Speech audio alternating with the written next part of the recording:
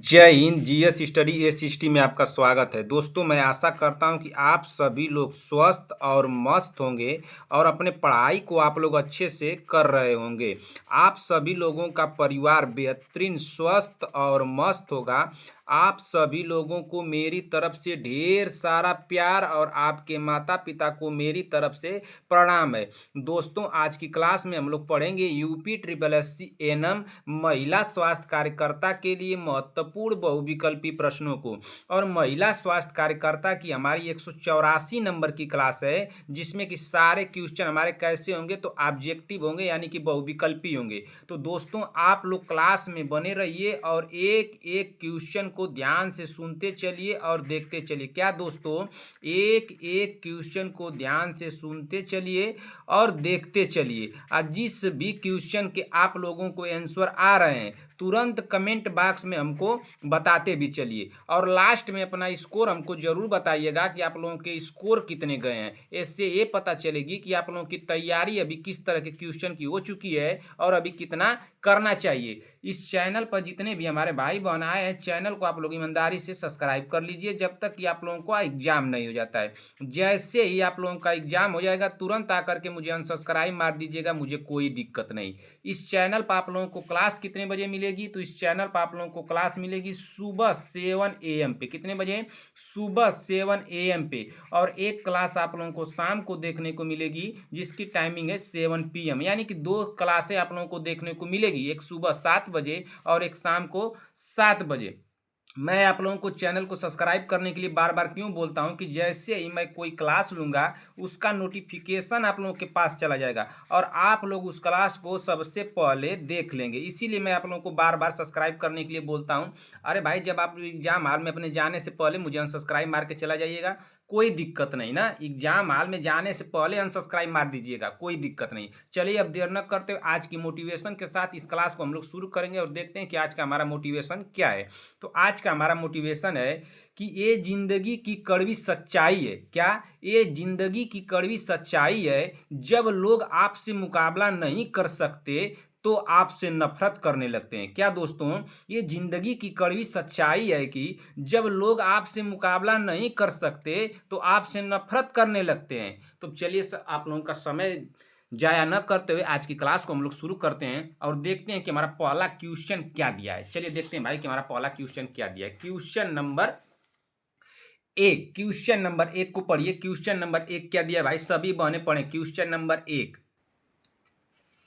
एक पीएचसी आबादी के लिए होता है ना। पूछ रहा है क्वेश्चन बहन कि एक पीएचसी आबादी के लिए होता है, यानी कि एक पीएचसी के लिए जो आबादी होती है, उनकी जनसंख्या कितनी होती है। क्वेश्चन यही पूछ रहा है। प्राथमिक हेल्थ सेंटर ना, एक प्राथमिक हेल्थ सेंटर के लिए जो आबादी होती है वो कितनी होती है? क्या 10,000 से लेकर के 20,000 होती है?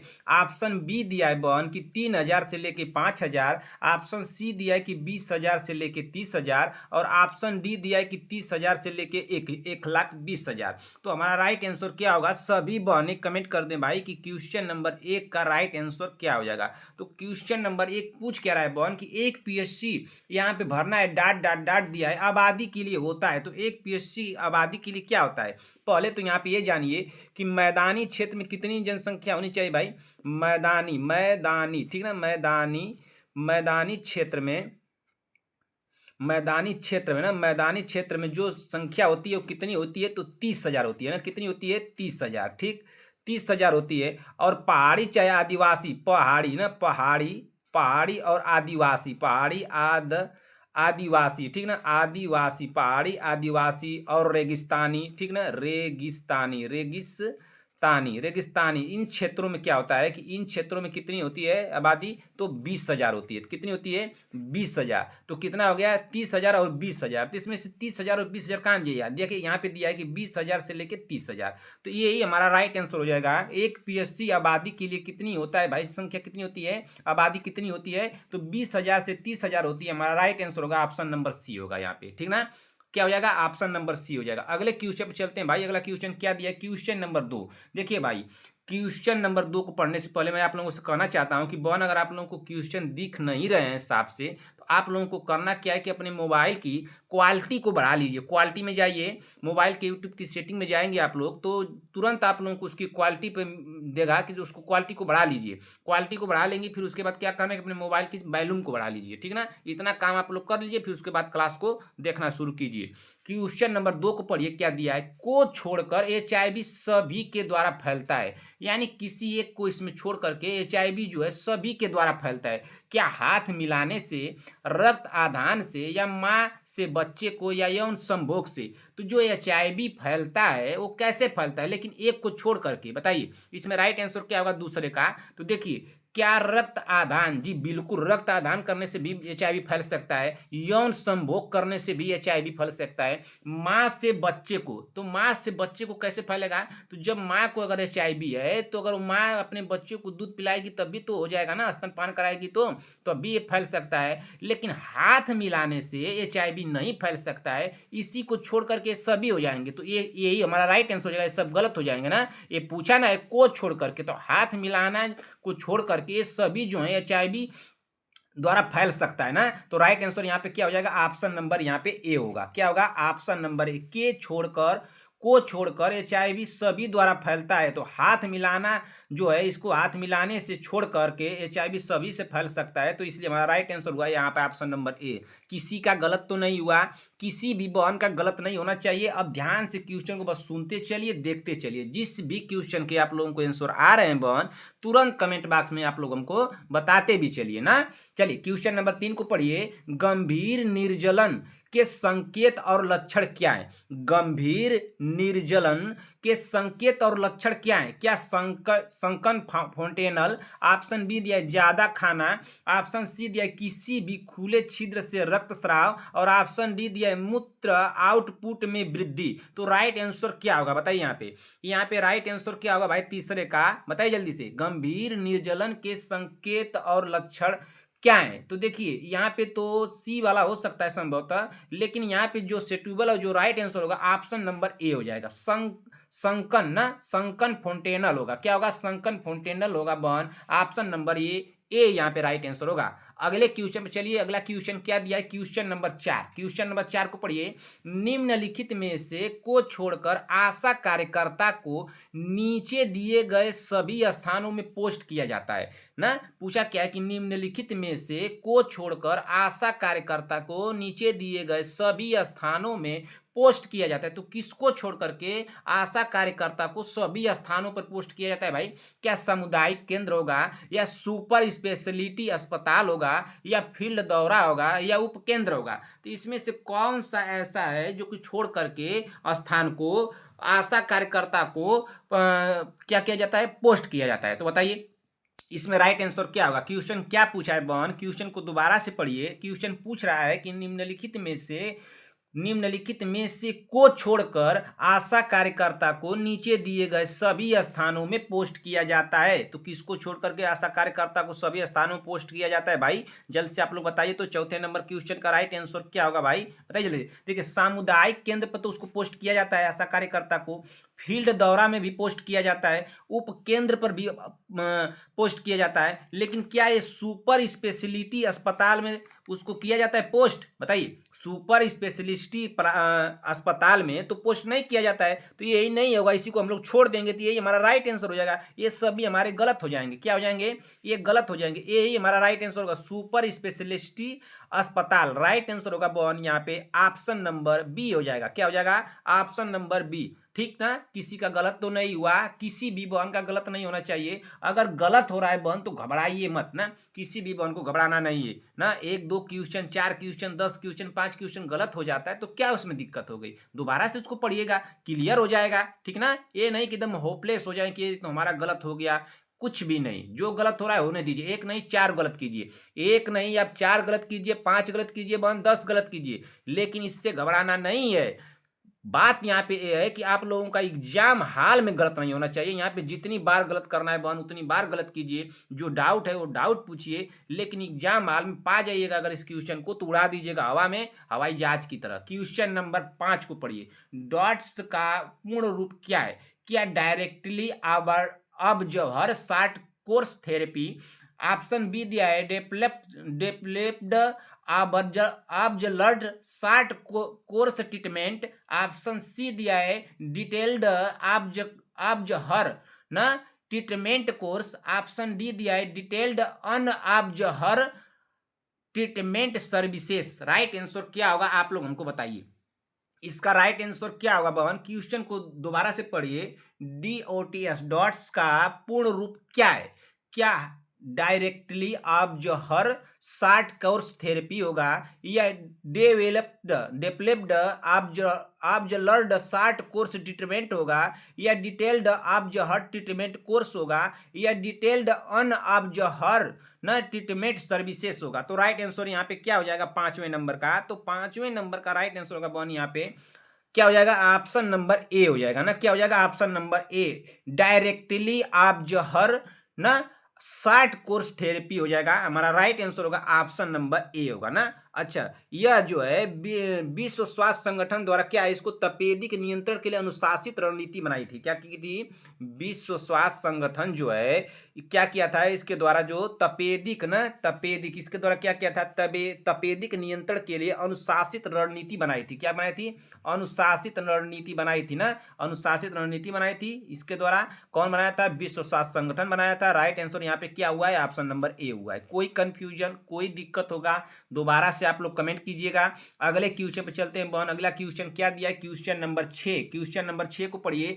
आशा का अर्थ क्या है? आशा का अर्थ क्या है? क्या एक्रेडिटेड सोशल हेल्थ एक्टिविस्ट है, या एसोसिएटेड सोसाइटी हेल्थ एजेंट है, या आश्रम सोशल हेल्थ एजेंट है, या एक्रेडिटेड सोशल होम एजेंट है? तो यहाँ पे राइट आंसर क्या हो जाएगा भाई? 6वें नंबर क्वेश्चन का सभी लोग बताइए।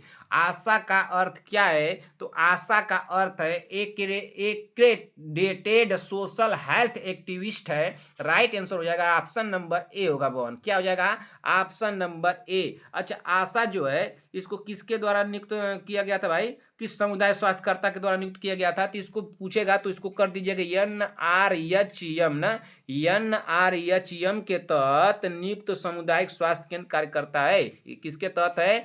NRHM के तहत है। कौन है? आशा है। किसके तहत है? NRHM के तहत है ना। अच्छा, अगले क्वेश्चन में चलते हैं। इसका राइट आंसर क्या हुआ है? ऑप्शन नंबर ए हुआ है। कोई दिक्कत तो नहीं हुआ। ये इसका आशा का अर्थ क्या है? तो एक्रेडिटेड सोशल हेल्थ एक्टिविस्ट है। राइट आंसर हुआ है ऑप्शन नंबर ए। अगले क्वेश्चन पे चलते हैं बहन। अगला क्वेश्चन क्या दिया है? Question number 7। क्वेश्चन नंबर 7 को पढ़िए। क्या दिया है? क्वेश्चन नंबर 7 हमारा दिया है कि रिकेट से पीड़ित एक बच्चे द्वारा निम्नलिखित में से खनिज लिया जाना चाहिए। अगर कोई बच्चा रिकेट से पीड़ित है तो एक बच्चे द्वारा निम्नलिखित में से कौन सा खनिज लिया जाना चाहिए? बताइए तो कौन सा खनिज लिया जाना चाहिए भाई? अच्छा, ये बताइए आप लोग कि जो ये रिकेट्स दिया है, रिकेट्स क्या है? तो रिकेट्स एक बीमारी है ना। रिकेट्स क्या है भाई? तो रिकेट्स एक बीमारी है। क्या है? रिकेट्स एक बीमारी है, ठीक ना। अच्छा, जिससे क्या होता है कि बच्चों की जो हड्डियां होती है ना, इसमें क्या होता है कि बच्चों की हड्डियां क्या होती हैं? बच्चों की हड्डियां, ठीक ना, क्या होती हैं? बच्चों की हड्डियां जो है कमजोर हो जाती हैं। क्या हो जाती हैं?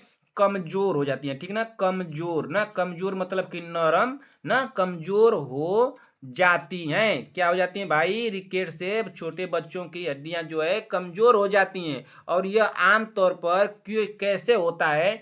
जो ये रिकेट्स रोग है आमतौर पर कैसे होता है? तो यह होता कैसे? विटामिन डी की कमी से ना। क्या? विटामिन विटामिन डी की कमी से कौन सा रोग होता है? तो रिकेट्स होता है। और किसकी कमी से? तो कैल्शियम की। अगर शरीर में कैल्शियम की कमी हो जाएगी बहन, किसकी कमी हो जाएगी? कैल्शियम ना, कैल्शियम की अगर एक कमी हो जाएगी तो कौन सा रोग हो जाएगा? रिकेट्स हो जाएगा। तो पूछा क्या है बहन यहाँ पे?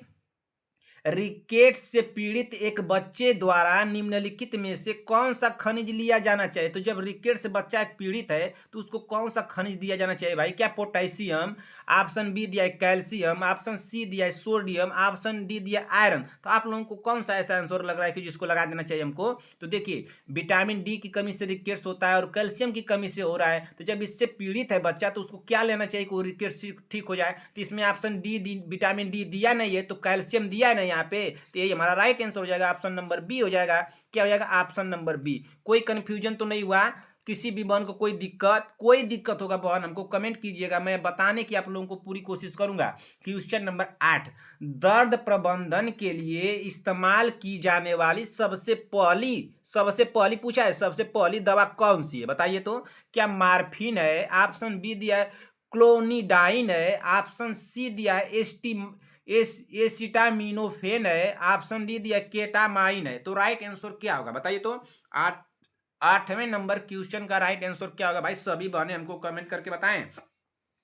बताइए। संगीता पटेल जी बहन, प्रियंका साहनी जी, वंदना राजभर, शांति वाजपेयी जी, सीमा देवी जी बहन बताइए तो इसका राइट आंसर क्या होगा। विक्रम जायसवाल जी, चंद्रकला देवी जी, आप कल शाम वाली क्लास में एब्सेंट हैं क्या? आप बहन क्लास में एब्सेंट मत होया कीजिए भाई, आप इतने पढ़ने में अच्छी हैं, आपको नौकरी मिल जाएगी भाई, ऐसे मत कीजिए, आप एग्जाम को क्रैक कर लेंगे। बीबा जी भी एब्सेंट है क्लास में, अर्चना प्रजापति जी भी एब्सेंट है, रश्मि सोम जी भी एब्सेंट है, आरवी चौधरी जी एब्सेंट, रेखा सिंह जी एब्सेंट, अनुराधा मौर्य एब्सेंट, रश्मि सोम जी भी एब्सेंट, सभी लोग तो ये एब्सेंट हैं भाई। इस तरह से आप लोग करेंगे तो गलत भाई बात है भाई, ऐसे मत कीजिए, आप लोग क्लास में एब्सेंट मत होया कीजिए, ठीक ना। बताइए। दर्द प्रबंधन के लिए इस्तेमाल की जाने वाली सबसे पहली दवा कौन सी है? तो मार्फिन है भाई, क्या है? मार्फिन। हमारी राइट आंसर हो जाएगा बहन यहाँ पे ऑप्शन नंबर ए होगा ना। क्वेश्चन क्या पूछा है कि दर्द प्रबंधन के लिए इस्तेमाल की जाने वाली सबसे पहली दवा कौन सी है? तो सबसे पहली दवा है जो मार्फिन है ना।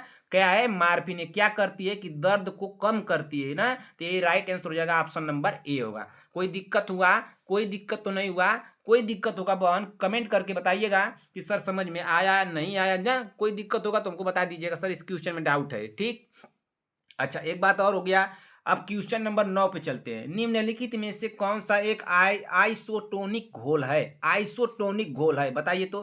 क्या लैक्टिकृत श्रृंगर या आधा साधारण सलाइन, ऑप्शन सी दिया 1/3 साधारण सलाइन, ऑप्शन डी दिया मैनिटाल। राइट आंसर क्या होगा भाई बताइए। क्वेश्चन नंबर 9, निम्नलिखित में से कौन सा एक आइसोटोनिक घोल है? आइसोटोनिक घोल पूछ रहा है संगीता पटेल जी बहन, गलत हो सकता है, ध्यान दीजिएगा क्वेश्चन को।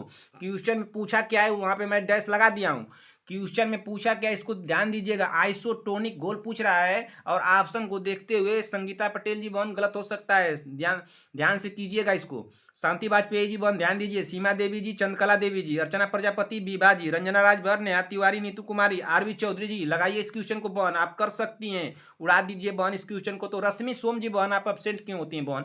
आप ऐसे एब्सेंट होती हैं शाम वाली क्लास में तो बहुत दिक्कत वाली बात है। आप कल 11 AM पे मैं क्लास लिया था, कल 11 AM पे भी क्लास लिया था, उसमें भी आप एब्सेंट हैं। मैं बोला था जब सुबह में 7 AM पे क्लास लिया तो आप लोग तो लास्ट तक क्लास देखती नहीं है। लास्ट में मैं बोला था कि मैं 11 AM पे क्लास लूंगा, 11 AM पे मैं आप लोगों को क्लास दूंगा। आप लोग 11 AM पे क्लास नहीं ली, 100 क्वेश्चन का तो आप लोगों का वो छूट गया। शाम को 100 क्वेश्चन मैं दिया 7 PM पे, कल शाम को 7 PM पे दिया था ना, 7 PM पे भी आपने क्लास छोड़ा, वो भी आपका गया है, और इधर आपने 11 AM का भी क्लास छोड़ा, ये भी गया। तो 200 क्वेश्चन तो आपके चले गए, 200 क्वेश्चन तो आपको क्लियर नहीं हो पाए। नहीं तो 200 क्वेश्चन अगर आप पढ़ी होती बहन तो कुछ नहीं तो इसमें से 170 180 तो आपको सही हो गए होते ना, 170 80 तो कर ली होती, उतना तो नॉलेज हो गया होता, उतना तो याद हो गया होता आपको। तो लेकिन आपने तो क्लास छोड़ दिया। आप लोग ऐसा मत कीजिए बहन, मैं आप लोगों के लिए इतना मेहनत कर रहा हूँ तो आप लोग कर सकती हैं, पढ़िए तो, बहुत समय है, पढ़िए बस। क्वेश्चन मैं दे रहा हूँ, आप लोग पढ़ना है बहन। पर बताइए इस क्वेश्चन को बताइए तो इसका राइट आंसर क्या होगा भाई। संगीता पटेल जी आपने गलत कर दी, हमको लग रहा है कि आपने गलत किया इसको। क्वेश्चन नंबर 9 को, निम्नलिखित में से कौन सा एक आइसोटोनिक घोल है? तो इसमें राइट आंसर क्या होगा 9वें नंबर का भाई। इसमें 9वें नंबर का राइट आंसर क्या हो जाएगा? तो इसमें 9वें नंबर का राइट आंसर होगा ऑप्शन नंबर ए होगा। क्या हो जाएगा? ऑप्शन नंबर ए, लैक्टिकृत रिंगर होगा ना। क्या होगा? लैक्टिकृत रिंगर। अच्छा, लैक्टिकृत रिंगर जो है एक आइसोटोनिक घोल है। क्या है यह? एक आइसोटोनिक घोल है, जिसका अर्थ क्या होता है कि शरीर का जो तरल पदार्थ होता है, क्या बहन, शरीर का तरल पदार्थ ना, तरल पदार्थ, शरीर का तरल पदार्थों को क्या करता है, समान नमक और अन्य घटकों के साथ क्या करता है, सांद्रित करता है ना। सांद्रता होती है, क्या होती है, सांद्रता होती है, किसके साथ होती है, समान नमक और अन्य घटकों के साथ इसका क्या होता है, सांद्रता, सांद्रता होती है, ठीक ना।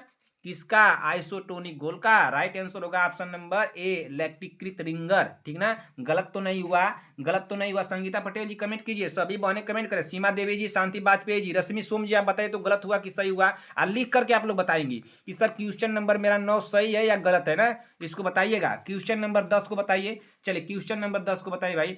ट्रेपोनेमा पैलिडियम की वजह से होने वाली बीमारी कौन सी है? बताइए। ट्रेपोनेमा पैलिडियम की वजह से होने वाली बीमारी कौन सी है? बताइए कौन सी है भाई? क्या सिफिलिस है, पोलियो है, गोनोरिया है, या मम्स है? बताइए। मम्स होगा। क्या ट्रोपोनेमा पैलिडियम की वजह से होने वाली बीमारी कौन सी है भाई? सभी बहनें कमेंट करें, जल्दी से आप लोग कमेंट कर दीजिए, तो सभी बहनें कमेंट कर दे भाई।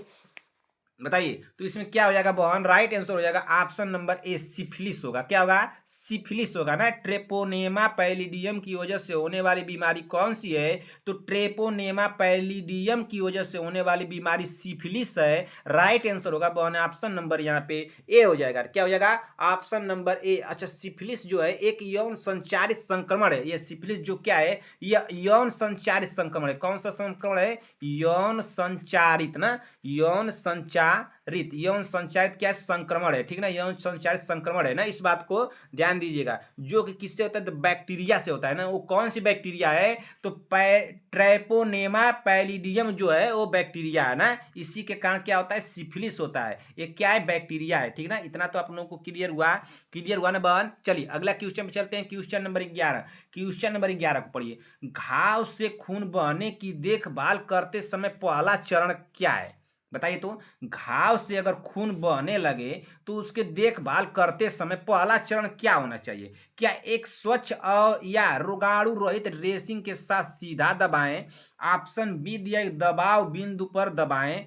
ऑप्शन सी दिया खून से लथपथ पट्टी को सुदृढ़ करने के लिए भारी ड्रेसिंग लगाएं। ऑप्शन डी दिया कि घाव को ऊंचा उठाएं। राइट आंसर क्या होगा बहन? सोच समझ के आप लोग लगाइए, गलत नहीं हो सकता है। सभी बहनें इस क्वेश्चन को कर सकती हैं। क्वेश्चन क्या पूछा है बहन? ध्यान दीजिए। घाव से खून बहने की देखभाल करते समय पहला चरण है क्या है? तो पहला चरण तो इसमें भाई यही ना हो जाएगा, एक स्वच्छ या रोगाणु रहित ड्रेसिंग के साथ सीधा दबाएं। राइट आंसर क्या हो जाएगा बहन? ऑप्शन नंबर ए होगा। क्या हो जाएगा? Option number A. अगले क्वेश्चन पे चलते हैं। Question number 12। अगर आप लोगों के क्वेश्चन को देखने में दिक्कत हो रही है बहन, तो आप लोग अपने मोबाइल की क्वालिटी को बढ़ा लीजिए, ठीक ना। मैं बार बार आप लोगों को कह रहा हूं, अपने मोबाइल की क्वालिटी को बढ़ाइए, आप लोगों को दिक्कत नहीं होगी, ठीक ना। अब इससे बड़ा कर देने पर बहन क्या हो रहा है ना कि एक पेज पे एक ही 2 क्वेश्चन आ रहा है, तो इससे भी दिक्कतें हो रही हैं। तो आप लोग अपने मोबाइल की थोड़ा सा क्वालिटी को बढ़ा लीजिए, क्लियर हो जाएगा। क्वेश्चन नंबर 12 को पढ़िए।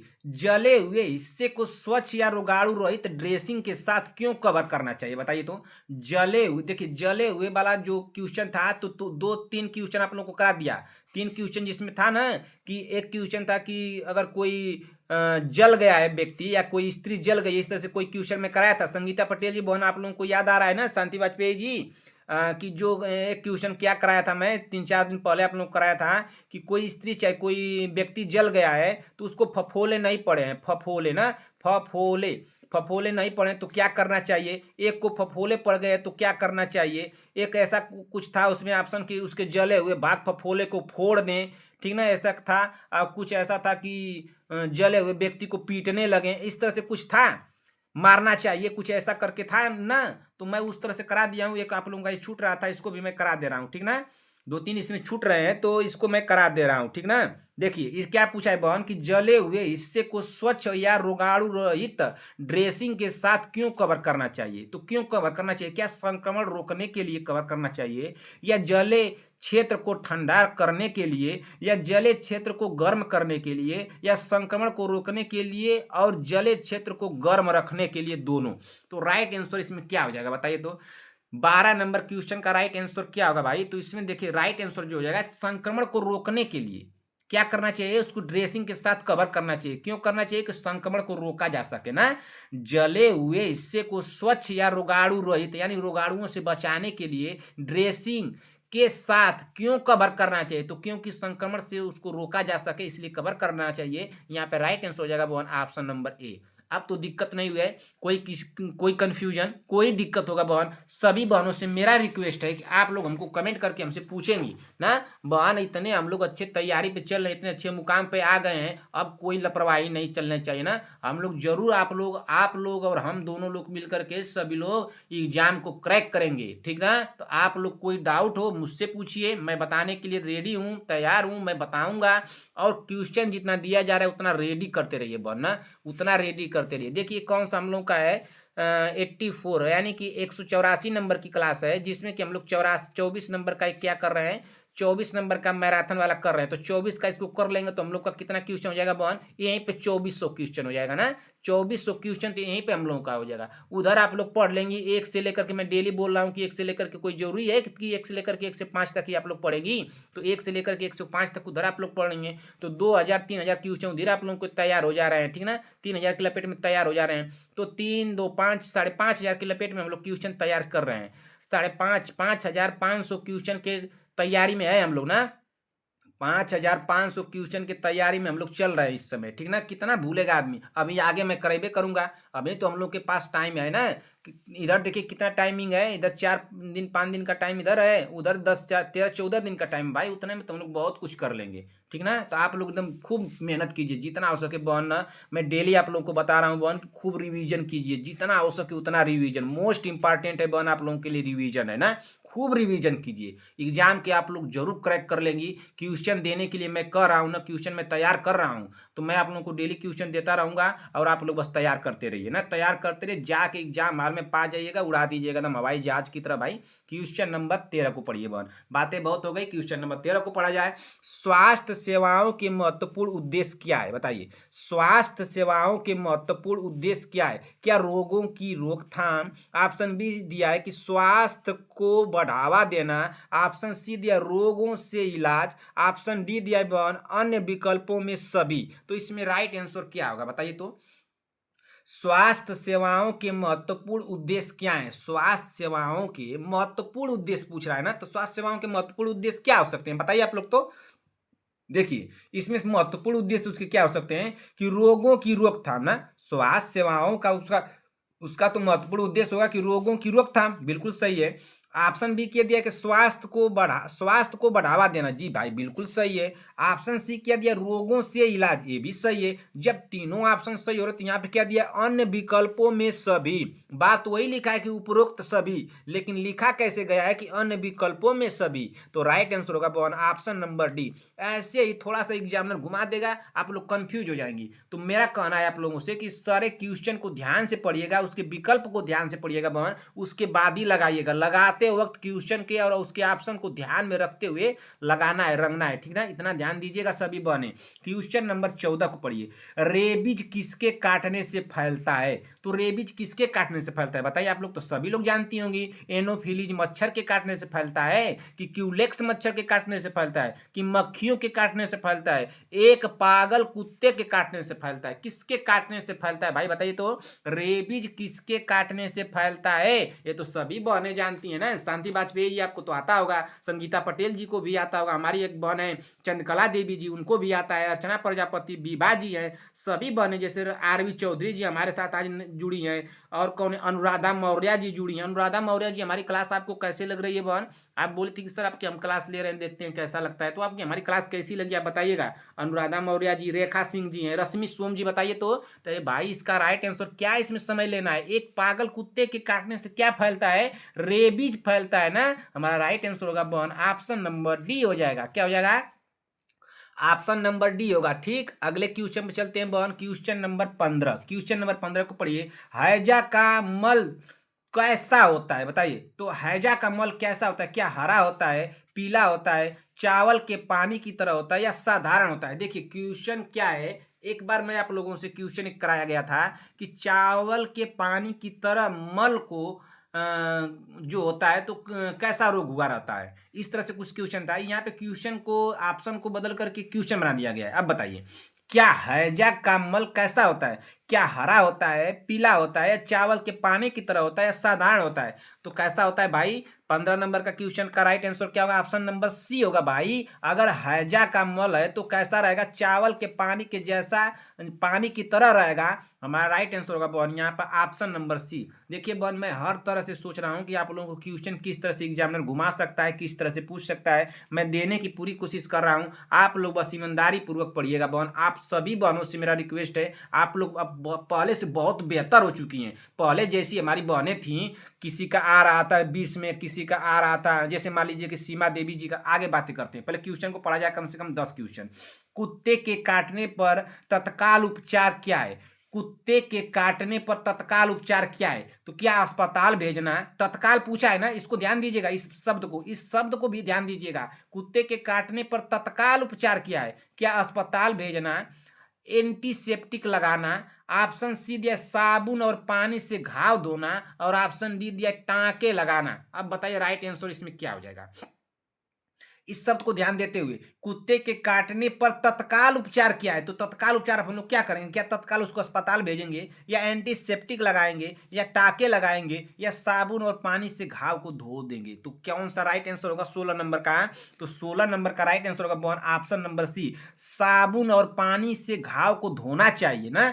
कितना धोना चाहिए, क्या करना चाहिए? अगर कुत्ते के काट लेने पर तत्काल क्या करना चाहिए? तो साबुन और पानी से घाव को धोना चाहिए। कितना देर तक धोना चाहिए? तो 15 से 20 मिनट तक धोना चाहिए। कैसे पानी में धोना चाहिए? तो साधारण पानी में धोना चाहिए। और क्या करना चाहिए कि बहते साधारण पानी में ना, बहता हुआ अगर पानी रहेगा तो उसमें धुला जाएगा तो बहुत अच्छा होगा, बहुत बेहतर होगा। तो इस बात को ध्यान दीजिएगा। क्वेश्चन नंबर 17, वह बेसिलस जो प्लेग का कारण होता है उसे क्या कहते हैं? क्या उसे एरिसीनिया पेस्टी कहते हैं, या फ्यूसोबैक्टीरियम क्लोसिट्रिडियम ओफार्म कहते हैं, या एस ऑरियस कहते हैं, या सी परफिडेजेंस कहते हैं? तो क्या कहते हैं बताइए?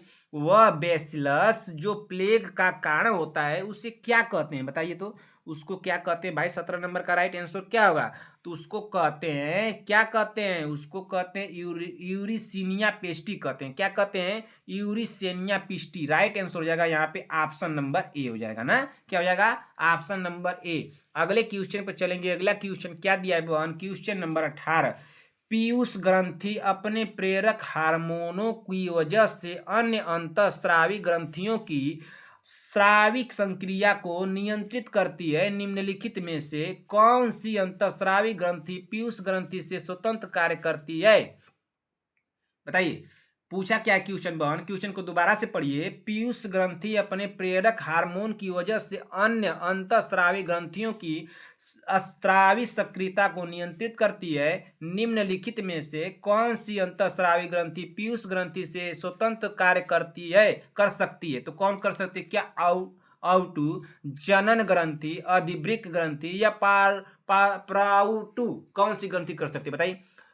प्रावटू कौन सी ग्रंथि कर सकती है भाई? इसमें से राइट आंसर क्या हो जाएगा? कौन सी ऐसी अंतःस्रावी ग्रंथि है जो पीयूष ग्रंथि से स्वतंत्र कार्य करती है? तो इसमें राइट आंसर हो जाएगा 18 नंबर का बहन ऑप्शन नंबर क्या होगा? ऑप्शन नंबर डी हो जाएगा ना। क्या हो जाएगा? Option number D. यह क्या करती है कि रक्त में कैल्शियम के स्तर को सीधा नियंत्रित करती है। क्या करती है? रक्त में कैल्शियम ना, रक्त में कैल्शियम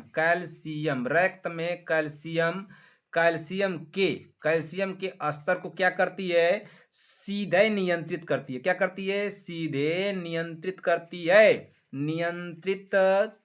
है। ठीक ना, नियंत्रित करती है। क्लियर हुआ ना बहन? अगले क्वेश्चन में चलते हैं। क्वेश्चन नंबर 19 को पढ़िए।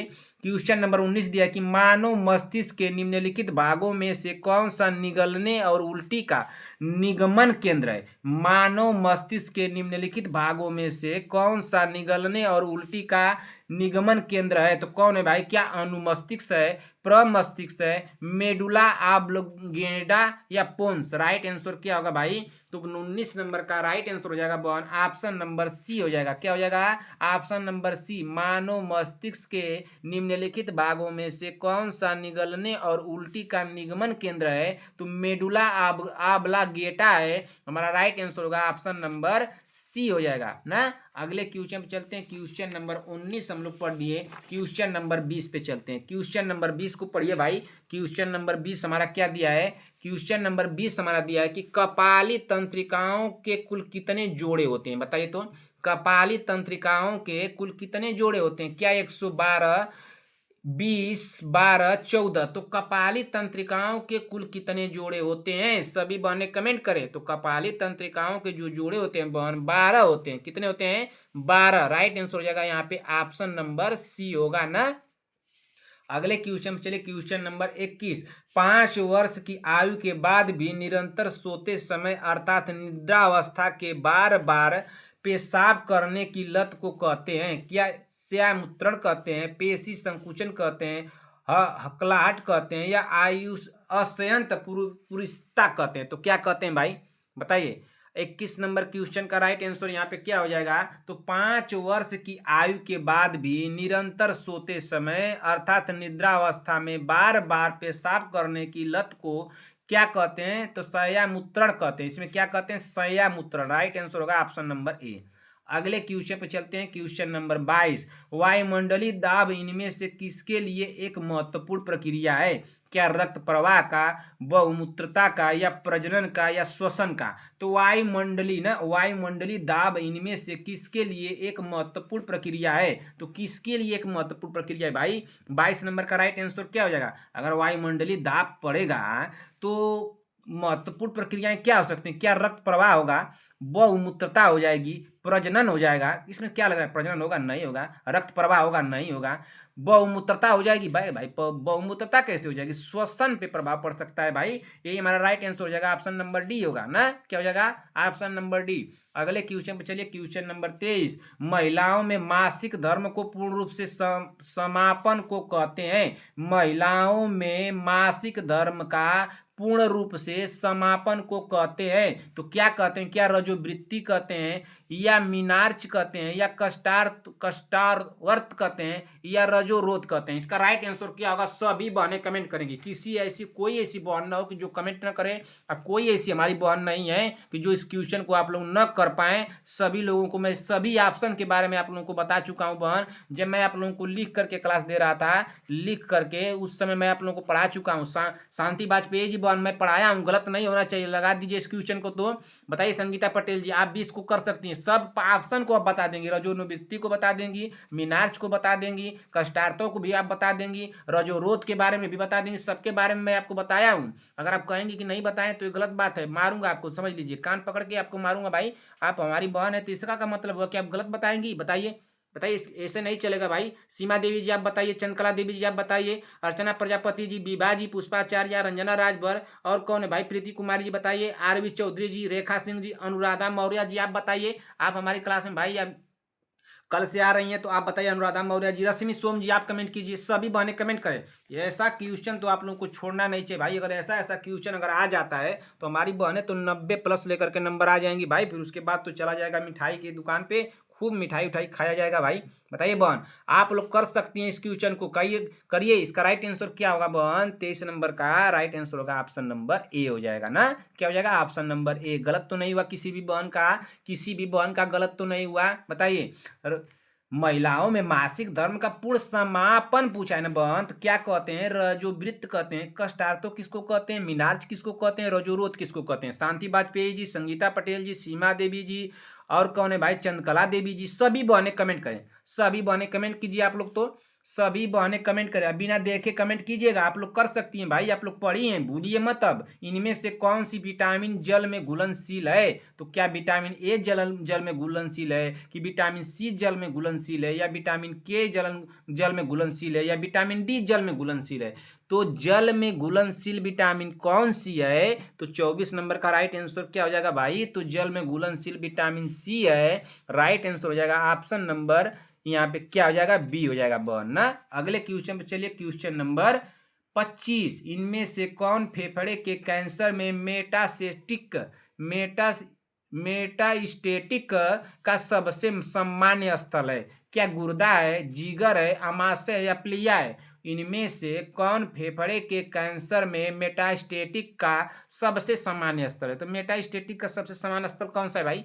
बताइए जल्दी से। मेटास्टेटिक पूछ रहा है, इसका राइट आंसर क्या होगा भाई? 25 नंबर का इसका राइट आंसर हो जाएगा जिगर ना। ऑप्शन नंबर सी होगा।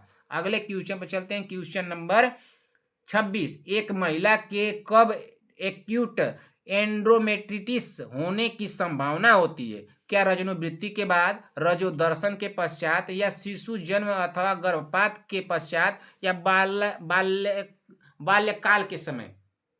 बताइए, एक महिला में कब एक्यूट एंडोमेट्रिटिस होने की संभावना होती है? बताइए संगीता पटेल जी, इस क्वेश्चन को कीजिए तो।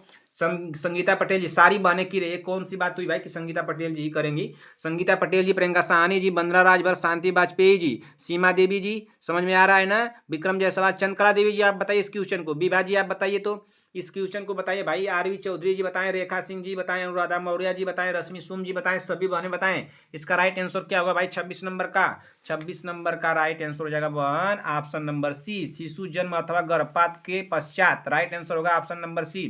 संगीता पटेल जी, सीमा देवी जी, शांति वाजपेयी जी, कमेंट कीजिए 26 नंबर गलत हुआ कि सही हुआ, कमेंट करके बताइए। सभी लोग कमेंट करके बताएं 26 नंबर क्वेश्चन का गलत तो नहीं हुआ किसी का? किसी का गलत नहीं होना चाहिए। अगले क्वेश्चन में चलते हैं। क्वेश्चन नंबर 27, क्वेश्चन नंबर 27 को पढ़िए। क्वेश्चन नंबर 27 को पढ़ा जाए। मनोवैज्ञानिक चिकित्सा को विकसित किया था। मनोवैज्ञानिक चिकित्सा को विकसित किया था, क्या सिगमंड फ्रायड ने किया था, जैकोबन्स ने किया था, या फ्रैंकलिन ने किया था, या अरस्तू ने किया था? तो मनोवैज्ञानिक चिकित्सा को विकसित किया था, तो मनोवैज्ञानिक चिकित्सा को किसने विकसित किया था? 27 नंबर का राइट आंसर क्या हो जाएगा? तो सिगमंड फ्रायड ने किया था। राइट आंसर होगा ऑप्शन नंबर ए। अगले क्वेश्चन चलिए, क्वेश्चन नंबर 28, शीतल स्पंजिंग देने के लिए प्रयुक्त किए जाने वाले जल का तापमान कितना होना चाहिए? क्या 98 फ़ारेनहाइट होना चाहिए, या 105, या 70, या 0? कितना होना चाहिए भाई? शीतल स्पंजिंग देने के लिए प्रयुक्त किए जाने वाले जल का तापमान कितना होना चाहिए? तो कितना होना चाहिए भाई बताइए, कितना होना चाहिए? 28 नंबर क्वेश्चन का राइट आंसर क्या होगा? तो 70 फ़ारेनहाइट होना चाहिए भाई, ऑप्शन नंबर सी हो जाएगा। अगले क्वेश्चन पे चलते हैं। क्वेश्चन नंबर 29, निम्नलिखित में से क्या मूत्र में नहीं पाया जाता है? तो क्या केवल ग्लूकोज, केवल प्रोटीन, केवल लाल रक्त कोशिकाएं, या उपरोक्त सभी? तो इसमें क्या नहीं पाया जाता है भाई? बताइए जल्दी से। 29 नंबर क्वेश्चन का राइट आंसर क्या होगा? निम्नलिखित में से क्या मूत्र में नहीं पाया जाता है? तो क्या केवल ग्लूकोज, अरे केवल दिया तो पहले केवल को समझ करके इसको काटिए, केवल प्रोटीन काटिए, केवल लाल रक्त कोशिकाएं काटिए। ऑप्शन नंबर क्या होगा बताइए? जब तीनों कट गए तो ऑप्शन कौन बच रहा है इसमें? ऑप्शन नंबर डी बच रहा है। राइट आंसर होगा ऑप्शन नंबर डी। अगले क्वेश्चन चलिए, क्वेश्चन नंबर 30, अंडे में कौन सा पोषक तत्व नहीं पाया जाता है? क्या कार्बोहाइड्रेट तथा विटामिन सी, प्रोटीन एवं कैल्शियम, वसा तथा विटामिन डी, प्रोटीन तथा लौह तत्व? राइट आंसर क्या होगा बताइए? 30वें नंबर क्वेश्चन का राइट आंसर क्या होगा? तो अंडे में कौन सा पोषक तत्व नहीं पाया जाता है? तो कार्बोहाइड्रेट तथा विटामिन सी नहीं पाया जाता है। राइट आंसर होगा यहाँ पे ऑप्शन नंबर ए हो जाएगा। अगले क्वेश्चन पे चलते हैं बहन। अगला क्वेश्चन क्या दिया है? क्वेश्चन नंबर 31, निम्नलिखित में से कौन अवसाद का एक लक्षण नहीं है? क्या दैनिक कार्यों में इच्छा का कमी, या अपराध बोध की भांति, या आत्महत्या की प्रवृत्ति, या वैभव भ्रांति? राइट आंसर क्या होगा? निम्नलिखित में से कौन अवसाद का एक लक्षण नहीं है? तो अवसाद का एक लक्षण नहीं है, तो 31 नंबर का राइट आंसर क्या होगा? तो वैभव भ्रांति अवसाद का एक लक्षण नहीं है। राइट आंसर होगा बहन ऑप्शन नंबर डी। अगले क्वेश्चन पे चलिए, क्वेश्चन नंबर 32, ग्लूकोमा की प्रबंधन का उद्देश्य क्या है? क्या केवल नेत्रोद द्रव के आंतरिक प्रवाह को बढ़ाना, केवल नेत्रोद द्रव के बाह्य प्रवाह को बढ़ाना, केवल नेत्रोद द्रव के उत्पादन को में बढ़ोतरी? ऑप्शन डी दिया इनमें सभी। राइट आंसर क्या हो जाएगा भाई? 32 नंबर का राइट आंसर क्या होगा? तो यहाँ पे केवल लेकर के आप लोग मत चलिएगा, यहाँ पे केवल लेकर के मत चलिएगा, बस केवल दे दिया है तो गलत कर दें। ये यहाँ पे आप लोग मेथड लगाएंगे तो ये तो गलत हो सकता है भाई। यहाँ पे ग्लूकोमा की प्रबंधन का उद्देश्य क्या है? तो केवल नेत्रोद द्रव में बाह्य प्रवाह को बढ़ाना। राइट आंसर होगा यहाँ पे ऑप्शन नंबर बी हो जाएगा। क्या हो जाएगा? Option number B. अगले क्वेश्चन पे चलिए, क्वेश्चन नंबर 32 हो गया। क्वेश्चन नंबर 33 पे चलते हैं। बहुत हम लोग पीछे हैं आज, देखिए आज थोड़ा स्लो क्लास लेने में देखिए क्या हुआ, आज हम लोग बहुत पीछे चल रहे हैं, लेकिन आराम आराम से पढ़ना ये भी अच्छा है। क्वेश्चन नंबर 33 ना, क्वेश्चन नंबर 33 पढ़िए। उस युग्म का चयन करें जिसमें परस्पर वही संबंध है जैसे कि पंछी पंख के मध्य है। बताइए। इसमें राइट आंसर क्या होगा? उस युग्म का चयन करें जिसमें परस्पर वही संबंध है जैसे पंछी पंख के मध्य है। क्या वेल, जल, कुत्ता, फेफड़ा, कार, पहिया, पेन, पेपर? एक ऐसा प्रश्न आ गया। कैसा प्रश्न है भाई? ये तो कुछ जैसे कि आप लोग उसमें जाएंगे, रेलवे वेलवे का एनएम में एग्जाम देने जाएंगे तो उस तरह से ना। अच्छा देखिए इसमें होगा क्या। एक उस युग्म का चयन करें जिसमें परस्पर वही संबंध है जैसे पंछी पंख के मध्य है। तो इसमें राइट आंसर क्या होगा 33 नंबर का? तो देखिए इसमें क्या हो जाएगा। देखिए क्या दिया है कि पंछी पंख से, तो क्या होगा वेल जल से, कुत्ता फेफड़ा, पेन पेपर, कार पहिया होगा ना। चलने और उड़ने वाला तो काम करेगा ये करेगा, तो ये भी ना हो जाएगा, कार पहिया हो जाएगा। राइट आंसर हो जाएगा ऑप्शन नंबर सी होगा यहाँ पे। अगले क्वेश्चन पे चलिए, क्वेश्चन नंबर 34। निम्नलिखित में से कौन सी कला परिवर्तनशील भ्रूण की शुष्कन से रक्षा करती है? बताइए। क्या उल्व, जरायु, या अवरापोशिका, या पित्तकोष? राइट आंसर क्या होगा भाई? बताइए जल्दी से क्या हो जाएगा। निम्नलिखित में से कौन सी कला परिवर्तनशील भ्रूण के शुष्कन से रक्षा करती है? तो कौन करती है भाई? 34 नंबर का राइट आंसर क्या हो जाएगा? तो करती है उल्लव करती है। कौन करती है? उल्लव, उल्लव करती है। राइट आंसर हो जाएगा ऑप्शन नंबर ए। अगले क्वेश्चन चलिए, क्वेश्चन नंबर 35। क्वेश्चन नंबर 35 को पढ़िए। कौन सा वाल्व बाएं आलिंद में रक्त की विपरीत प्रवाह को रोकता है? कौन सा वाल्व बाएं आलिंद में रक्त के विपरीत प्रवाह को रोकता है? तो कौन रोकता है क्या भाई? क्या महाधमनी वाल्व, फुफ्फुसी वाल्व, त्रिकपर्दी वाल्व, या मीटुल वाल्व? तुम्हारा राइट आंसर क्या हो जाएगा यहाँ पे 35 नंबर का? तो 35 नंबर का हो जाएगा मीटुल वाल्व हो जाएगा। राइट आंसर होगा ऑप्शन नंबर डी। किसी का गलत तो नहीं हुआ, किसी का गलत नहीं होना चाहिए भाई। अगले क्वेश्चन चलिए, क्वेश्चन नंबर 36। अंतःशिरा की किस जटिलता के कारण पल्मोनरी ईडिमा या हृदयाघात होता है? अंतःशिरा की किस जटिलता के कारण पल्मोनरी ईडिमा या हृदयाघात होता है? तो किस अंतःशिरा का कारण होता है भाई? क्या अंतःस्पंदन, परिसंचरण, अधिभार, संक्रमण, ऑप्शन डी दिया परियोजेनिक प्रतिक्रियाएं? तो राइट आंसर क्या हो जाएगा 36 नंबर का? तो 36 नंबर का हो जाएगा परिसंचरण अधिभार ना। अंतःशिरा की किस जटिलता के कारण पल्मोनरी ईडिमा या हृदयाघात होता है? तो परिसंचरण अधिभार के कारण होता है। राइट आंसर होगा वन ऑप्शन नंबर बी हो जाएगा। 37 नंबर का क्या हो जाएगा? ऑप्शन नंबर बी होगा। बताइए 37, अरे 36 नंबर का ऑप्शन नंबर बी होगा, बिल्कुल सही है। परिसंचरण अधिभार होगा ना। राइट आंसर होगा ऑप्शन नंबर बी। अगले क्वेश्चन चलिए, क्वेश्चन नंबर 37। क्वेश्चन नंबर 37 को पढ़िए। क्या दिया है? मूत्र मार्ग तथा जननिक मार्ग के बीच असामान्य संपर्क को जीना शोथनात्मक कहते हैं। क्या फिस्टुला को, कैंसर को, एट्रिसिया को, या प्रोलैप्स को? किसको कहते हैं भाई? मूत्र मार्ग तथा जननिक मार्ग के बीच असामान्य संपर्क को जीना शोथनात्मक कहते हैं। तो इसमें राइट आंसर क्या हो जाएगा 37 नंबर का? तो फिस्टुला हो जाएगा। राइट आंसर हो जाएगा ऑप्शन नंबर ए। अगले क्वेश्चन पर चलिए, क्वेश्चन नंबर 38। एंजाइना पेक्टोसिस का मुख्य कारण है? तो एंजाइना पेक्टोसिस का मुख्य कारण क्या है? क्या स्नायुविक रोग है, या गैस्ट्रिक रोग है, या श्वसन रोग है, या हृदय रोग है? तो इसमें राइट आंसर क्या होगा 38 नंबर का? 38 नंबर का राइट आंसर क्या होगा? एंजाइना पेक्टोसिस का मुख्य कारण है, तो हृदय रोग इसका मुख्य कारण है। राइट आंसर होगा यहाँ पे ऑप्शन नंबर डी। 38 नंबर हो गया है। 38 के बाद 39 नंबर क्वेश्चन पे चलते हैं भाई। 39 नंबर क्वेश्चन हमारा क्या दिया है, चलिए देख लेते हैं। 39 नंबर क्वेश्चन क्या दिया है, पढ़िए 39 नंबर क्वेश्चन को सभी बने। स्नायु तंत्र का कौन सा भाग युद्ध तथा पलायन नामक प्रतिक्रिया को जन्म देता है? तो कौन देता है? प्रानुकंपी स्नायु तंत्र, अनुकंपी तंत्रिका तंत्र, दैहिक तंत्रिका तंत्र, इनमें कोई नहीं। राइट आंसर क्या होगा भाई? स्नायु तंत्र का कौन सा भाग युद्ध तथा पलायन नामक प्रतिक्रिया को जन्म देता है? तो कौन देता है भाई? 39 नंबर का राइट आंसर क्या होगा? तो अनुकंपी तंत्रिका तंत्र देता है। राइट आंसर होगा यहाँ पे ऑप्शन नंबर बी। अगले क्वेश्चन पर चलिए, क्वेश्चन नंबर 40। निम्नलिखित में से किन औषधियों का उपयोग आंतों को साफ करने हेतु किया जाता है? निम्नलिखित में से किन औषधियों का उपयोग आंतों को साफ करने हेतु किया जाता है? तो किसका किया जाता है भाई? क्या बीरचेक का, अस्त क्या दिया, वातर का, या स्तंभक का, या कवक रोधी का। तो किसका किया जाता है भाई? 40 नंबर क्वेश्चन का राइट आंसर क्या हो जाएगा? तो इसमें हो जाएगा वीरचेक हो जाएगा। क्या हो जाएगा? वीरचेक ना राइट आंसर होगा यहाँ पे, ऑप्शन नंबर ए हो जाएगा। अगले क्वेश्चन चलिए, क्वेश्चन नंबर 41 पढ़िए। वायुकोशी दीवारों की क्षति को कहते हैं। तो वायुकोशी दीवारों की क्षति को क्या कहते हैं? क्या अंतःपीयूता कहते हैं, या श्वसन शोथ कहते हैं, या वातस्फीति कहते हैं, या फेफड़ों का फोड़ा कहते हैं? तो क्या कहते हैं भाई? वायुकोशी दीवारों की क्षति को क्या कहते हैं? तो वायुकोशी दीवारों की क्षति को कहते हैं वातस्फीति कहते हैं। राइट आंसर होगा वन, ऑप्शन नंबर सी। गलत तो नहीं हुआ। संगीता पटेल जी, प्रियंका साहनी जी, विभा जी, सीमा देवी जी, शांति वाजपेयी जी, विक्रम जायसवाल, चंद्रकला देवी जी बताइए, रश्मि सोम जी बताइए।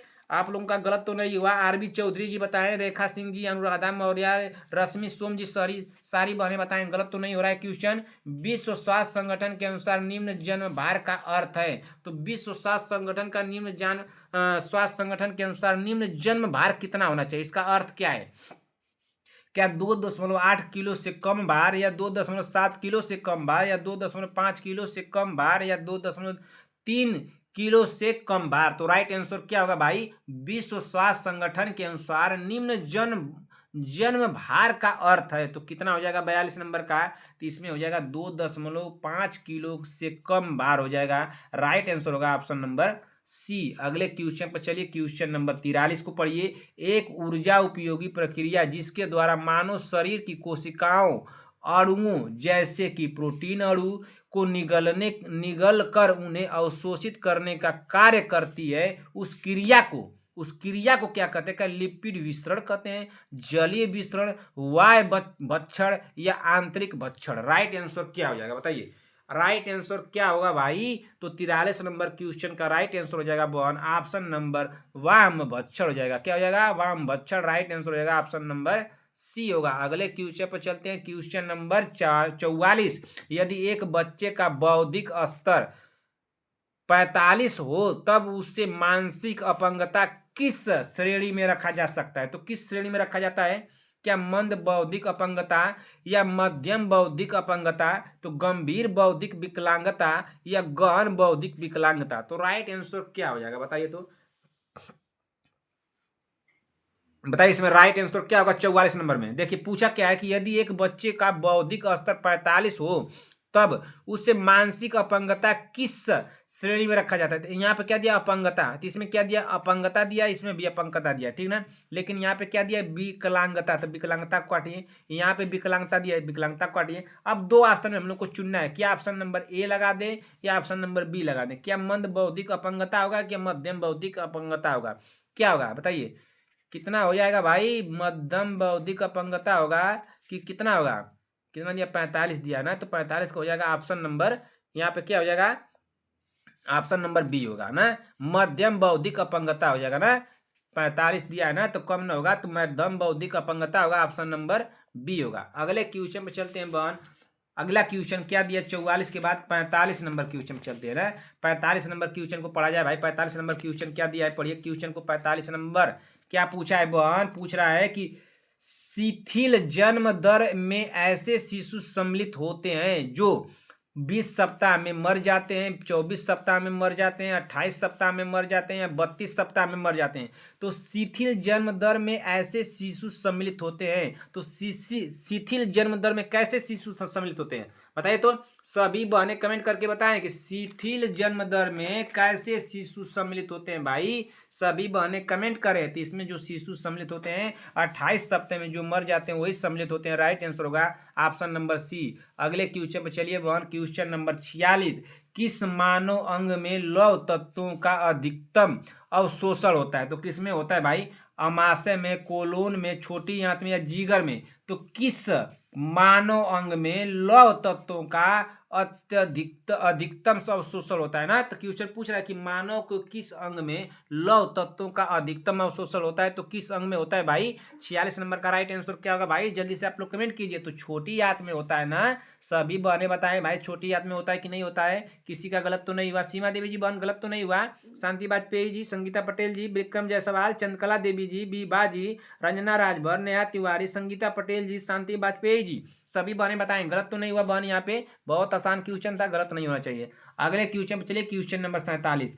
उस युग्म का चयन करें जिसमें वही संबंध है जैसा कि आयोडीन घेंघा के माध्यम मध्य है। उस युग्मक का चयन करें जिसमें वही संबंध है जैसे कि आयोडीन घेंघा के मध्य है। तो क्या इसमें राइट आंसर क्या होगा? क्या आम का एनीमिया होगा, या इंसुलिन का मधुमेह होगा, या हार्मोन का कैंसर होगा, या मोटापा? राइट आंसर क्या हो जाएगा? 47 नंबर क्वेश्चन का राइट आंसर क्या होगा भाई? तो 47 नंबर क्वेश्चन का यहाँ तो हमको लग रहा है कि इंसुलिन का इंसुलिन का संबंध मधुमेह से होगा कि नहीं होगा?